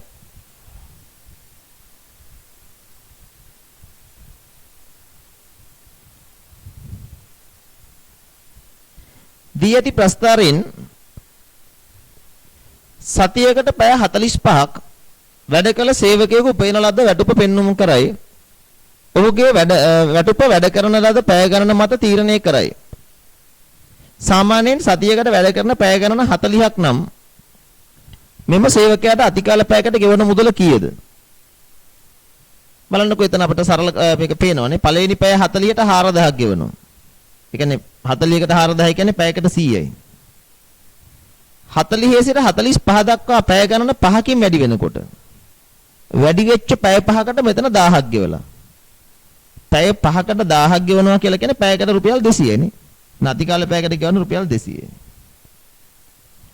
වැඩ කරන කාලේ මෙතන පැය 5කින් ඉහළ යනකොට වැටුප 4000 සිට 5000 දක්වා 1000කින් ඉහළ ගියා. 1000 බෙදීම 5 කියලා කියන්නේ 200යි නේ.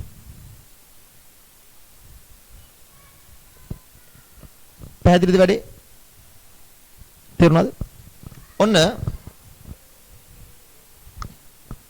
සේවකයන්ට අතිකාල ගෙවීම ගැන කතන්දරය.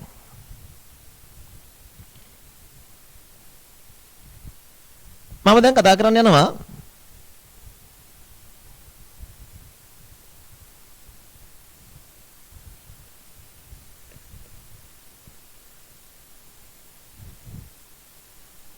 මෙතන අතිකාල 300 තමයි. මොකද සාමාන්‍ය පැයකට රුපියල් 200යිනේ. අතිකාල පැයකට මේ වගේ එකමාරක්. එකමාරක් කියලා කියන්නේ 300යි. තව 100ක් වැඩි වෙනවා. හරි. අපි ඊට පස්සේ කතා කරන්න යන්නේ සේවක වැටුප ගිණුම්ගත කිරීම. එයාලා දන්න කොටසක් නමුත් මම මතක් කරලා යනවා. මතකද EPF ETF සහිතව සේවක වැටුප ගිණුම්ගත කළා.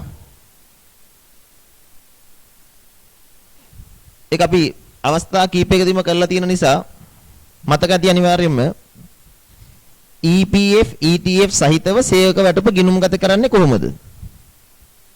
පොඩක් මතක් කරන්නම් ආගන්න. මගේ ඇරිච්ච කෙනෙක් ඉන්නවා නම් chance එකක් දෙන්න එපා. යම්කිසි ආයතනයක සේවකයන්ගේ මූලික වැටුප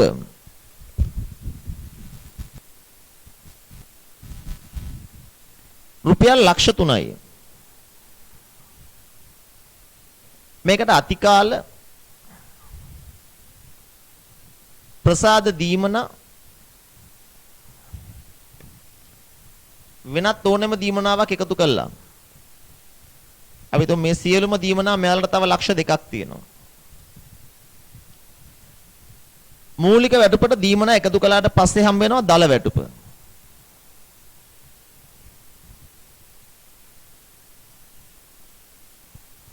දල වැටුපෙන් අපි කපනවනේ EPF. සාමාන්‍ය EPF දල වැටුපෙන් 8ක් හරි 10ක් හරි නේ. 50යි. එයාලා ණය වාරිකයක් ගත්තොත් ඒකත් පඩියෙන් කපනවා. ණයක් ගත්තොත් ණය වාරිකේ කපනවා. වැටුප ගෙවන්න කලින් ගත්තොත් අපි කියනවා අත්තිකාරම්. රුපියල් 20000ක ඇඩ්වාන්ස් එකක් දාගත්තා නම් ඒකත් කපනවා. මේ අනුව 50න් 80000ක් ගියාම 4,20,000යි නේ. මෙන්න සේවකයාගේ අතට ගෙවන ගාන අපි කියනවා සුද්ධ වැටුප.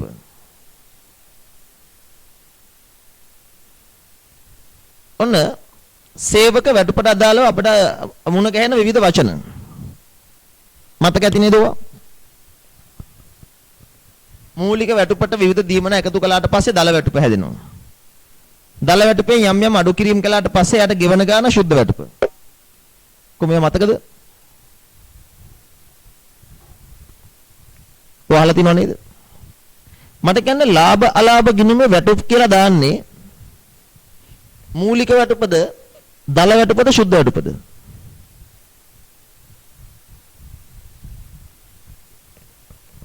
ලාභ ලාභ ගිණුමේ වැටුප් කියලා දාන්නේ මොන වැටුපද? අනිවාර්යයෙන්ම දල වැටුප. මෙන්න මේක තමයි ලාභ ලාභ ගිණුමට වැටුප් කියලා යන්න ඕනේ. ලාභ ලාභ ගිණුමට වැටුප් කියලා යනවනේ දල වැටුප. දල වැටුප. ඔව් මූලික වැටුප නෙවෙයි දල වැටුප. එතකොට දැන් අපි හිතමුකෝ මේකට අමතරව ආයතන ප්‍රදානිය. ඒ කියන්නේ සේව්‍යා. දැන් EPF පඩියෙන් 10ක් කැපුවා නම් සේව්‍යා දාන්න එපා 15ක් EPF. ඒ මොනොත් EPF ලක්ෂ 5ට 15ක් 75000 ප්‍රදානිය දාන්න ඕනේ. 3ක් අපි හිතමු ETF දානවා කියලා. ලක්ෂ 5ට 3ක් 15000යි. ඔන්න සේවකයන්ට අදාළව අපිට හම්බ වෙන කතන්දර.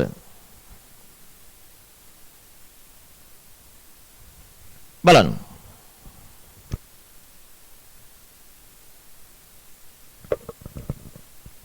මෙතන මූලික වැටුප අතිකාල සියල්ල එකතු වෙලානේ දල වැටුප හැදෙන්නේ. මේ දල වැටුප සේවකයාට හිමි. ඒක ඇත්තටම ආයතනයේ මේ ගාන වියදම් කරනවා. මේ අඩු කිරීම ටික කළාට රයිට් මේ අඩු කිරීම ටික කළාට මේ අඩු කිරීම එකක්වත් අපි තියාගන්නේ පඩියෙන් EPF එකක් කැපුවා නම් අපි ඒක ගිහිල්ලා සේවකයන් නමින් EPF කියන අරමුදල දානවා. සෙන්ට්‍රල් බැංක් එකේ දෙන EPF ෆන්ඩ් එකේ දානවා. ණය වාරිකය කැපුවාම අපි ඒක ගිහිල්ලා සේවකයාගේ නමින් එයා ලෝන් එක ගත්ත බැංක් එකට ගෙවනවා. අත්තිකාරම කපාගන්නේ ඇයි? එයාට අපි දැනටමත් ඒක ගෙවලා ඉවරයි. ඉතින් ඔය ළමෙක් අහලා තියෙනවා මේවා මේ දල වැටුප දානවා කියලා දන්නව ඇයි කියලා දන්නේ නැහැ. ඒක තමයි මම පැහැදිලි කළේ. ව්‍යාපාරයේ දල වැටුප සේවකයා වෙනුවෙන් වියදම් කරනවා. මේවා කැපුවා කියලා අපි තියාගන්නේ නැහැ. සුද්ධ වැටුප අතට ගෙවුවට මේවා ඔක්කොමත් සේවකයාට තමයි. ඒ නිසා අපි ලාභ ලාභ ගිණුමට වැටුප් කියලා දාන්න ඕනේ දල වැටුප. ඉතින් අපි වැටුප් ගිණුම්ගත කරන්න ඉගෙනගෙන තියෙනවනේ මෙන්න මෙහෙම. මං කව වැඩේ පටන් ගන්න දල වැටුපෙන්. අපි සාමාන්‍යයෙන් වැටුප් ගිණුම්ගත කරන්නේ මෙහෙමයි නෙමෙයි දන්න කොටසක්. අපි ඉස්සෙල්ලාම කරන්නේ වැටුප් ගිණුම හර කරලා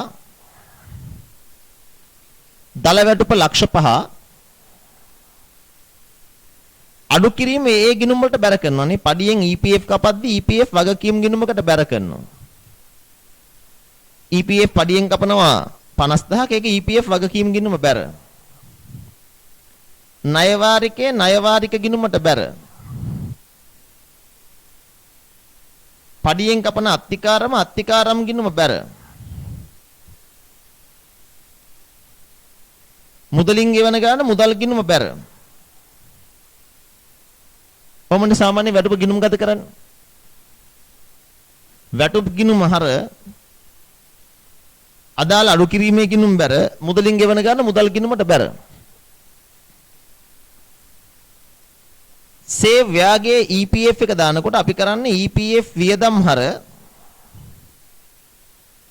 EPF වගකීම් බැර.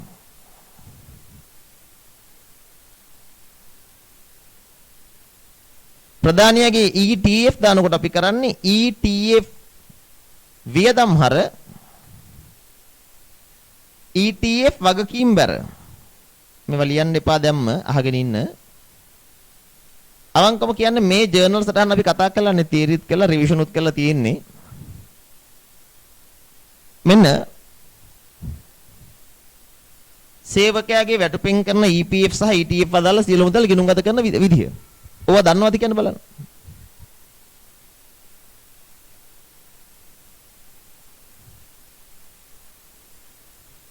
ඕක දන්නවනේ. මේක ගිණුම් වලට දැම්මොත් අපි කොහොමද මේක දැම්මේ? අපි ගහනවානේ වැටුප් ගිණුමක්. මෙන්න වැටුප් ගිණුම. ඒකට හර කරනවා ලක්ෂ 5. පඩියෙන් කරන අඩු කිරීම. EPF කපනකොට EPF වගකීම් ගිණුමට බැර කරනවා. ණය වාරික කපනකොට ඒක ණය වාරික ගිණුමට බැර කරනවා. අත්තිකාරම් කපනකොට ඒක අත්තිකාරම් ගිණුමට බැර කරනවා.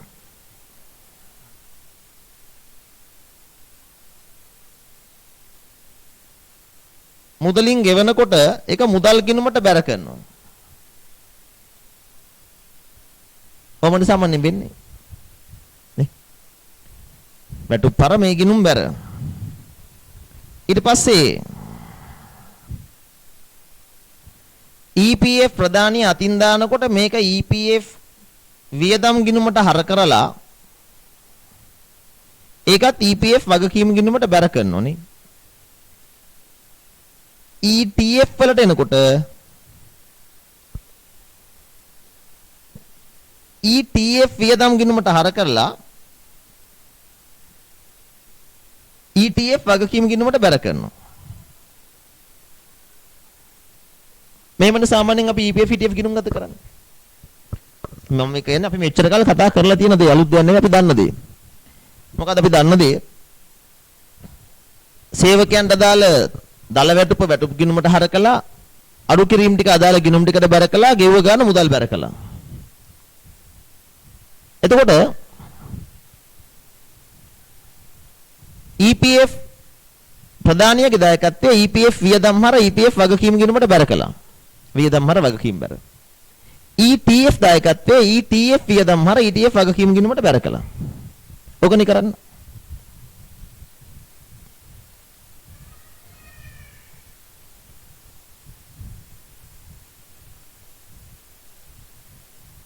බලන්න.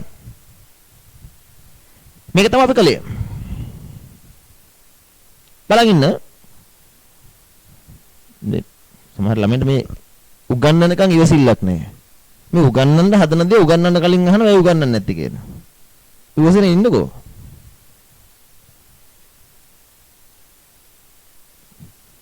වැටුප් පාලන ගිණුම උගන්නන්න තමයි හදන්නේ. ඒවා හිතුවා තමයි උගන්නන්න නැතුව ඉඳී කියලා. මම දන්නේ නැහැ කියලා හිතුවද? පොඩ අහගෙන ඉන්නකෝ. තේරෙන්න උගන්නන්න හදන්නේ මට බොරු කලබලයක් නැහැ වලට වගේ. ඒක තමයි උගන්නන්න හදන්නේ. බලන්න. වැටුප් පාලන ගිණුම තමයි උගන්නන්න හදන්නේ. අනේ ඒක තමයි මම දන්නවා ඒක එනවා කියලා. ඉතින් ඔයාට වඩා මම පේපර්ස් කොච්චර දන්නවද A-level paper එකනේ. ඔයා මෙහෙම A-level paper එකේ මෙහෙම පෙරලා බලනකොට මම ඕක එකක් ගානේ ඉලක්කමක් ගානේ දන්නවා. ඉතින් මම මේක එනවා කියලා දන්නවා. පොඩ්ඩක් මට උගන්නන්න දෙන්නකෝ. ඒක තමයි උගන්නන්න හදන්නේ. තේරෙන්න උගන්නන්නයි දන්න එකට අලවන්න යන්නේ. හරි. අහගෙන ඉන්න. දැන් මම මේක පැහැදිලි කරගෙන එනකොට ළමෙක් අහනවා දිග මැසේජ් එකක් දාලා. සර් මේ ඔයා මේක කළාට වැටුප් පාලන ගිණුමක් හදන්න විභාගෙදී ඉන්නේ. ඇයි ඒක උගන්නන්නේ නැත්තේ? මේ ඉඩ තියාගත්ත ඒක උගන්නන්න තමයි. එක මදිවට දෙකක් උගන්නන්න යන්නේ. අනේ වන්ද. හරි බලන්න. අහගෙන ඉන්න තරහ නැහැ මම ඔයාලත් එක්ක. නමුත් මේ ඉවසන්නකෝ. ඔහොම කලබල වෙන්න එපා විභාගෙදිවත් ඈ. ඔහොම ලොකුට කලබල වෙන්න එපා. ඒක නැත්තරම කියනවා නම් බලන් ඉන්න මොකද වෙන්නේ? ඔයාලට තේරෙන්නේ නැද්ද මම හැම වෙලෙම වචනයක් පාවිච්චි කරන්නේද? අපි සාමාන්‍යයෙන් කලේ මෙහෙමයි. මේ අපි දන්න එකයි කියන්න යන්නේ. ඒක මෙහෙම කියනකොට තේරෙන්න ගන්න ඕනේ. ඒ කියන්නේ අපි නොදන්න එකක් උගන්නන්න තමයි යන්නේ කියලා. බලන් ඉන්න. අහගන්න. හරි ඈ. හා. ඉවසන්න. එච්චර මම ඔයාලට කියන්නේ.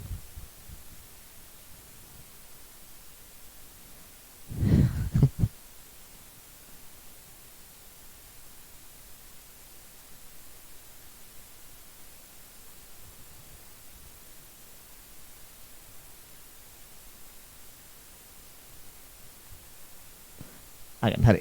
ළමනේ මේ ඔයාලා දන්න දෙන්නේ. දැන් යන්න හදන්නේ පොඩි අලුත් දෙයකට. මේ කරන වැඩේම අපි වැටුප් දැන් මෙතන කරන්නේ වැටුප් ගිණුම හරකලා මේ අඩු කිරීමේ ගිණුම් බැරකලා සුද්ධ වැටුප මුදල් බැරකලා EPF EDF මේ විදිහට ගිණුම් ගත කළා. මේ වැඩේම කරන්න තව ක්‍රමයක් තියෙනවා. වැටුප් පාලන ගිණුම කියලා විශේෂ ගිණුමක් ඔස්සේ මේ වැඩේ කරන්න පුළුවන්. එතෙන්දි කරන්නේ මෙහෙමයි.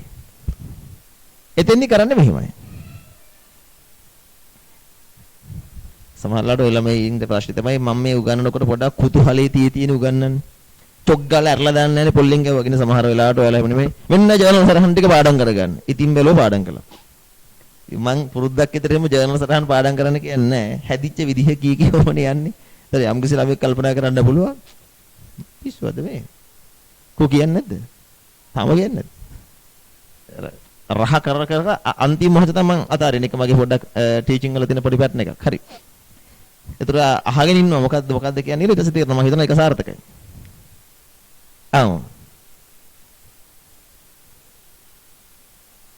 ළමයිනේ මෙතෙන්දි වෙන්නේ මෙහෙමයි. මේකම තමයි වෙන්නේ. මේ ජර්නල් සටහන් වල කිසි වෙනසක් නැහැ. මෙන්න මෙතන තියෙනවනේ. මෙතන ඉස්සෙල්ලාම කරන්නේ වැටුප් ගිණුමක් ගහලා වැටුප් ගිණුම හර කරනවා ලක්ෂ 5ක්.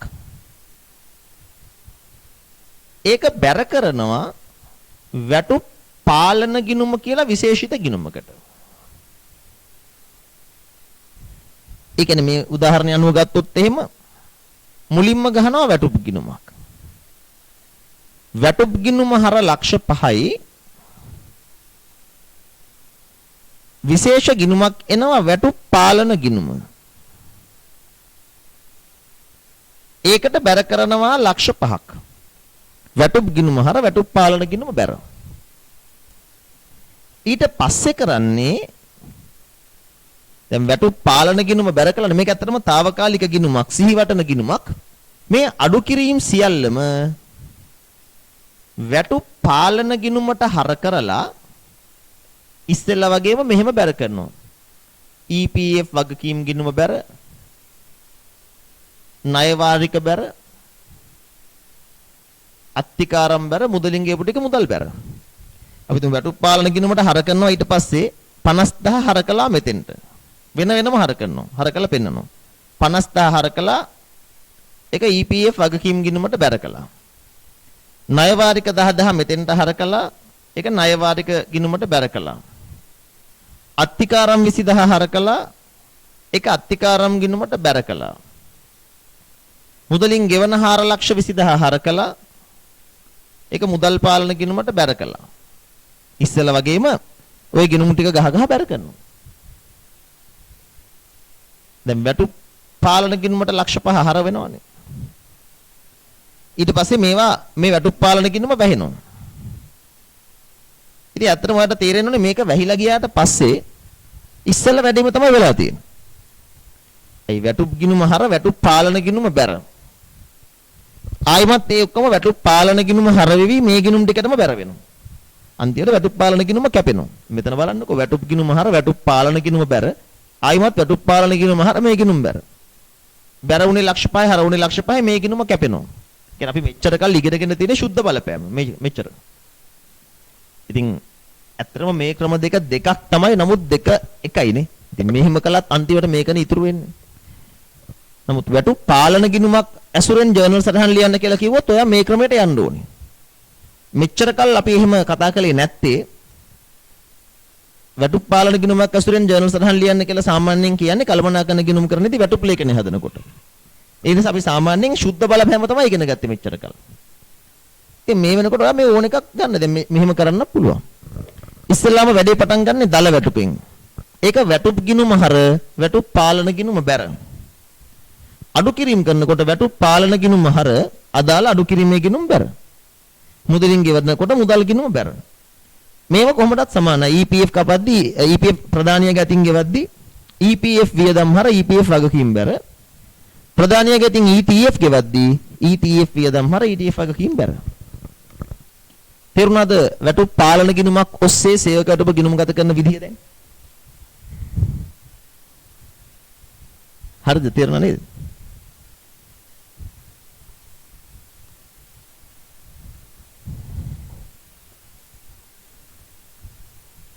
එහෙනම් එන්න ටියුට් එකට.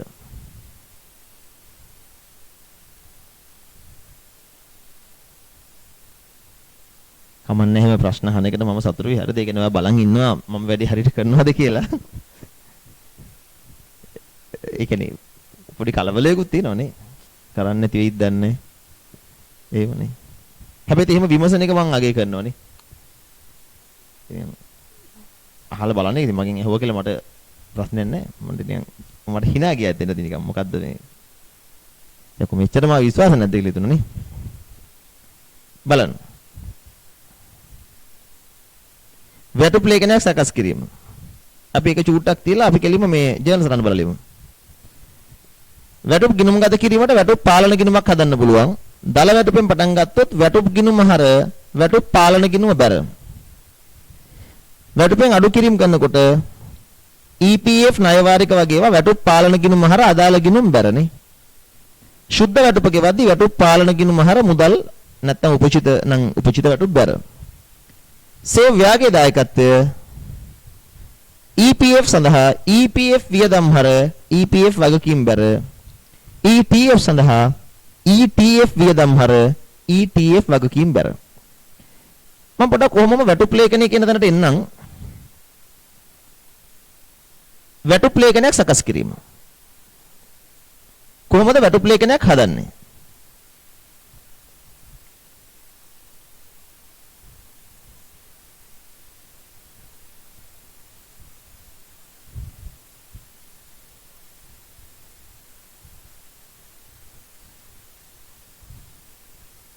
බලන්න. වැටුප් ලේඛනයක් සකස් කිරීම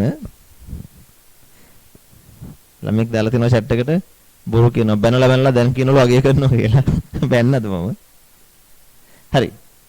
බැන්නද මන්ද කමන්නේ හා. වැටුප් ලේඛනයක් සකස් කිරීම. ආයතනයක එක් සේවකයන්ගේ මූලික වැටුපට කරන එකතු කිරීම, වැටුපෙන් කරන අඩු කිරීම ආදී සියලු විස්තර ඇතුළත්ව සකස් කරන විස්තරාත්මක වාර්තාව වැටුප් ලේඛනයයි. වැටුප් පාලන අංශය විසින් වැටුප් ලේඛන පිළියෙල කිරීම සාමාන්‍යයෙන් සිදු කරනවා. වැටුප් පාලන අංශය කියන්නේ සාමාන්‍යයෙන් HR එක. වැටුප් ලේඛනයක ඇතුළත් වන අයිතම හා ඊට අදාළ තොරතුරු ලබා ගන්නා මූලාශ්‍ර. මෙන්න මේක චුට්ටක් වැදගත් ඈ. මේ භාගෙදී අහන්න පුළුවන්. මේ එක එක තොරතුරු කොහෙන්ද ගන්නෙ? සේවකයන්ගේ මූලික වැටුප නැත්නම් ඒකාබද්ධ වැටුප. අපිට මේක ගන්න පුළුවන් සේවකයාගේ පත්වීමේ ලිපියෙන්නේ. බඳව ගන්නකොට අපි යාට දෙනවා ලෙටර් එකක්. letter of appointment එක.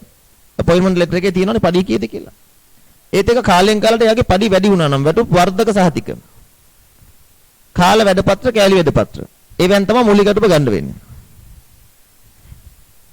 අතිකාල දීමන ඕවර් ටයිම්. ඕවර් ටයිම් ගන්න වෙන්නේ අතිකාල දීමන පත්‍රනේ. නැත්නම් අතිකාල ලේඛනයක් තියාගන්නවා ආයතනයක්. වෙන මොන හරි දීමනා තියෙනවා නම් එක්කෝ එක එක චක්‍රලේඛ කාලෙන් කාලට ගන්නවා සර්කියුලර්ස්. නැත්නම් කළමනාකරන තීරණ රැස්වීම වාර්තා බෝඩ් මිනිට්ස් වගේ දේවල්. ඒ වෙන්නේ ගන්න වෙන්නේ. අර්ථ සාධක අරමුදලට දායක වීම සහ يعني EPF සහ ETF. ඒවා ගන්න වෙන්නේ ව්‍යවස්ථාපිත නීති සේවක අර්ථ සාධක අරමුදල් පනතක් තියෙනවා. සේවා නියුක්ති භාරකාර අරමුදල් පනතක් තියෙනවා. ඒ වෙන්නේ ගන්න වෙන්නේ. සේවකයාගේ අත්තිකාරමක් ගත්තා නම් අනිවාර්යයෙන්ම සේවකයා අත්සන්කර ඉදිරිපත් කරන ලිපියක් තියෙනවානේ. සේවකයා ලෙටර් එකක් දෙනවා මෙන්න මම ගත්ත ඇඩ්වාන්ස් එක මේක මට පස්සේ පඩි දෙනකොට කපා ගන්න කියලා. සේවක රක්ෂණ වාරිකය. සමහරවිට සේවකයා අත්සන්කල ලිපියක් දෙනවා ආයතනෙට මගේ රක්ෂණය පඩියෙන් කපන්න. සේවකයා ණය මුදලක් ගන්නකොට සේවකයා ආයතනයට ලියුමක් දෙනවා මගේ ණය මුදල පඩියෙන් කපා ගන්න. අපි වැටුප් ලේඛනයක් හදද්දී කරන්නේ සාමාන්‍යයෙන් මෙන්න මේ විදිහට මේ තොරතුරු පෙන්වනවා එකේ. සේවකයාගේ අංකයක් තියෙනවා නම් අංකය. නම. මූලික වැටුප. දැන් මෙතන එක එක සේවකයෝ දානවනේ. සේවකයා අසංක, නිමල්, පැතුම්, රංජන ඔය විදිහට දානවා. අංකෙ නෙමෙයි නම, රයිට්? මූලික වැටුප 5000, 10000, 15000 විදිහට. අතිකාලය ඕටි කළා නම් අතිකාලය මෙතන දැම්මා. වෙන මොන හරි දීමනාවක් හමුණා නම් ඒක දැම්මා. මූලික වැටුපට අතිකාල දිරිදීමනා වගේ එකතු කළාම දල වැටුප හැදෙනවා. EPF පඩියෙන් අඩු කරනවා, අතිකාරම් අඩු කරනවා, ණය වාරික අඩු කරනවා. එතකොට එයාගේ සුද්ධ වැටුප ලැබෙනවනේ. මේ තියෙන සේවදායකය. මේක EPF වෙන්න ඕනේ. EPF වෙන්න ඕනේ. F එක යට තියෙනවනේ පේන්නේ. EPF, ETF. මේ තියෙන සේවයාගේ පැත්ත. ඉතින් මේ වගේ වෙන වෙනම සේවකයෝ 10ක් ඉන්නවනම් පල්ලයට හදාගෙන ගිහිල්ලා ඒ තොරතුරු ටික එකතු කරලා තමයි මේ විදිහට ජර්නල් සටහන් දාන්නේ. අපි ඉස්සෙල්ලා ජර්නල් සටහන් කතා කළා.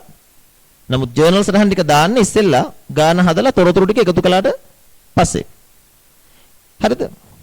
දැන් අපි වැටුප් ලේඛනයක් හදන්න යන්න කලින් හදපු වැටුප් ලේඛනයක් අරන් ගිණුම්ගත කරමු. මම මේ එන්නේ ඕනේ ළමයෙකුට අල්ල ගන්න පුළුවන් ක්‍රමවේදයකට. එක පාරින්ම ගිහිල්ලා ලොකු තැනකින් පටන් අරන් පල්ලෙහාට බහින්නේ නැතුව පොඩ ඉස්සරහට ගිහිල්ලා අර ලොකු තැනට යන්නයි හදන්නේ.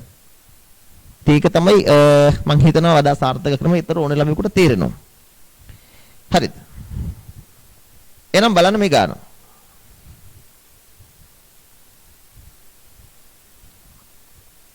මෙන්න හදපු වැටුප් ලේඛනයක්. සුහද සමාගමේ 2021 මැයි මාසය සඳහා වැටුප් වාර්තාවේ උද්ෘත. මූලික වැටුප මේ 40000. මේක ඉතින් හදපු ඔක්කොම දෙනවනේ. අතිකාල 5000යි. ඒතර දල වැටුප 45000යි. ඔක්කොගෙම අඩු කරපු ණය වාරික, උත්සවාතිකාරම්, EPF.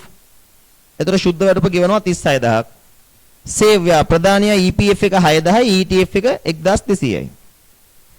වැටුප් පාලන ගිණුම ඇතුළුව පොදු ලෙජරේ අදාළ ගිණුම් හදන්න. හදලා පෙන්නන්න බලන්න. වැටුප් පාලන ගිණුම ඇතුළුව ගිණුම් ටික ගහලා පෙන්නන්න බලන්න. එතන නිකම්ම වැඩේ තේරලා ඉවරයි. ඊට පස්සේ අපිට සියලුම පාස් පේපර්ස් ටික හදලා දාන්න හැකියි.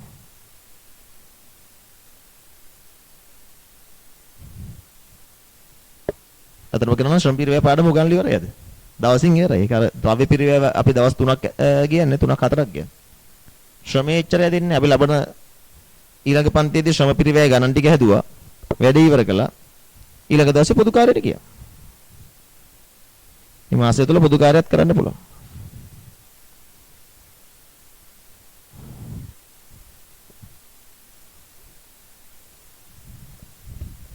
විභාගයේදී වැටුප් ලේඛනයක් එයි බොහෝ වෙලාවට. අවුත්තේ මුළු ලකුණු ප්‍රමාණය පහසුවෙන් ගන්න පුළුවන් ඔයාලට.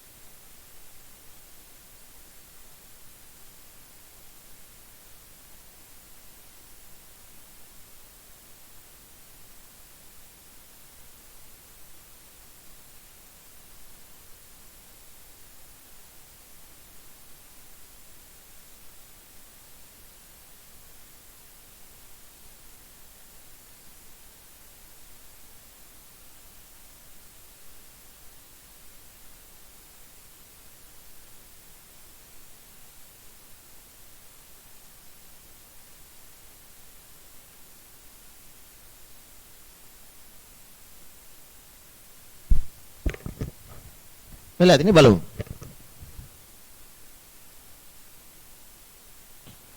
මෙතන කියන්නේ ඉස්සලාම පටන් ගන්න අපි දල වැටුපෙන්. මෙන්න වැටුප් ගිනුම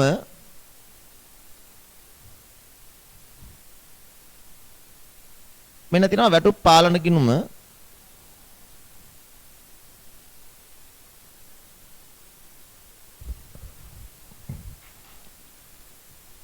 හතලිස් 5,000 වැටුප් ගිනුම හර වැටුප් පාලන ගිනුම බැර. මෙතන දාන්න වැටුප් කියලා මෙතන දාන්න වැටුප් පාලන.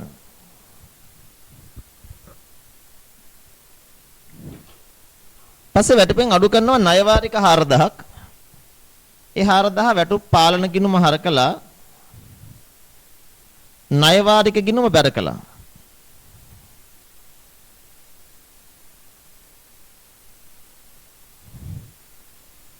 වැටුප් පාලන. උත්සව අත්තිකාරම් 1000 වැටුප් පාලන ගිණුම හරකලා ඒක අත්තිකාරම් ගිණුමට බැර කළා.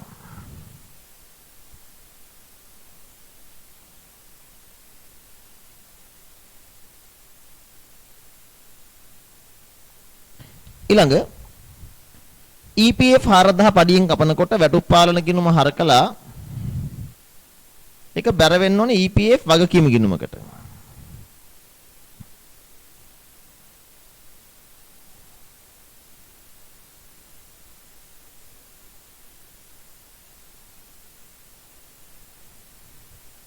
ඊළඟ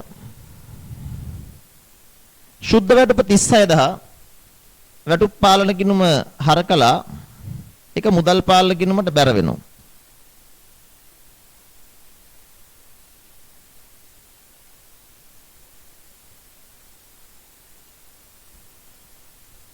සේවයාගේ අතින් දාන EPF 6000 EPF වියදම් හර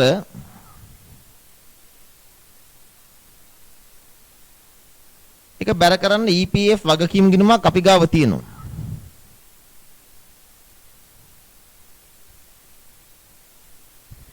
ETF 1200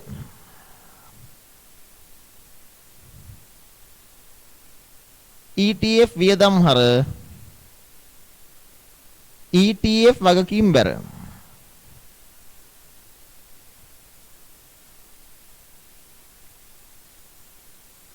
යතරම මෙතන වැටුප් පාලන ගිණුම අට පේනවා වැහිලා යනවා දෙපැත්ත 45000කට. ඔන්න වැටුප් පාලන ගිණුමක් ඔස්සේ සේවක වැටුප් හා වේතන ගිණුම ගත කරන ආකාරය. මොකද හිතන්නේ? ඒක පහසු වැඩක්ද අපහසු වැඩක්ද?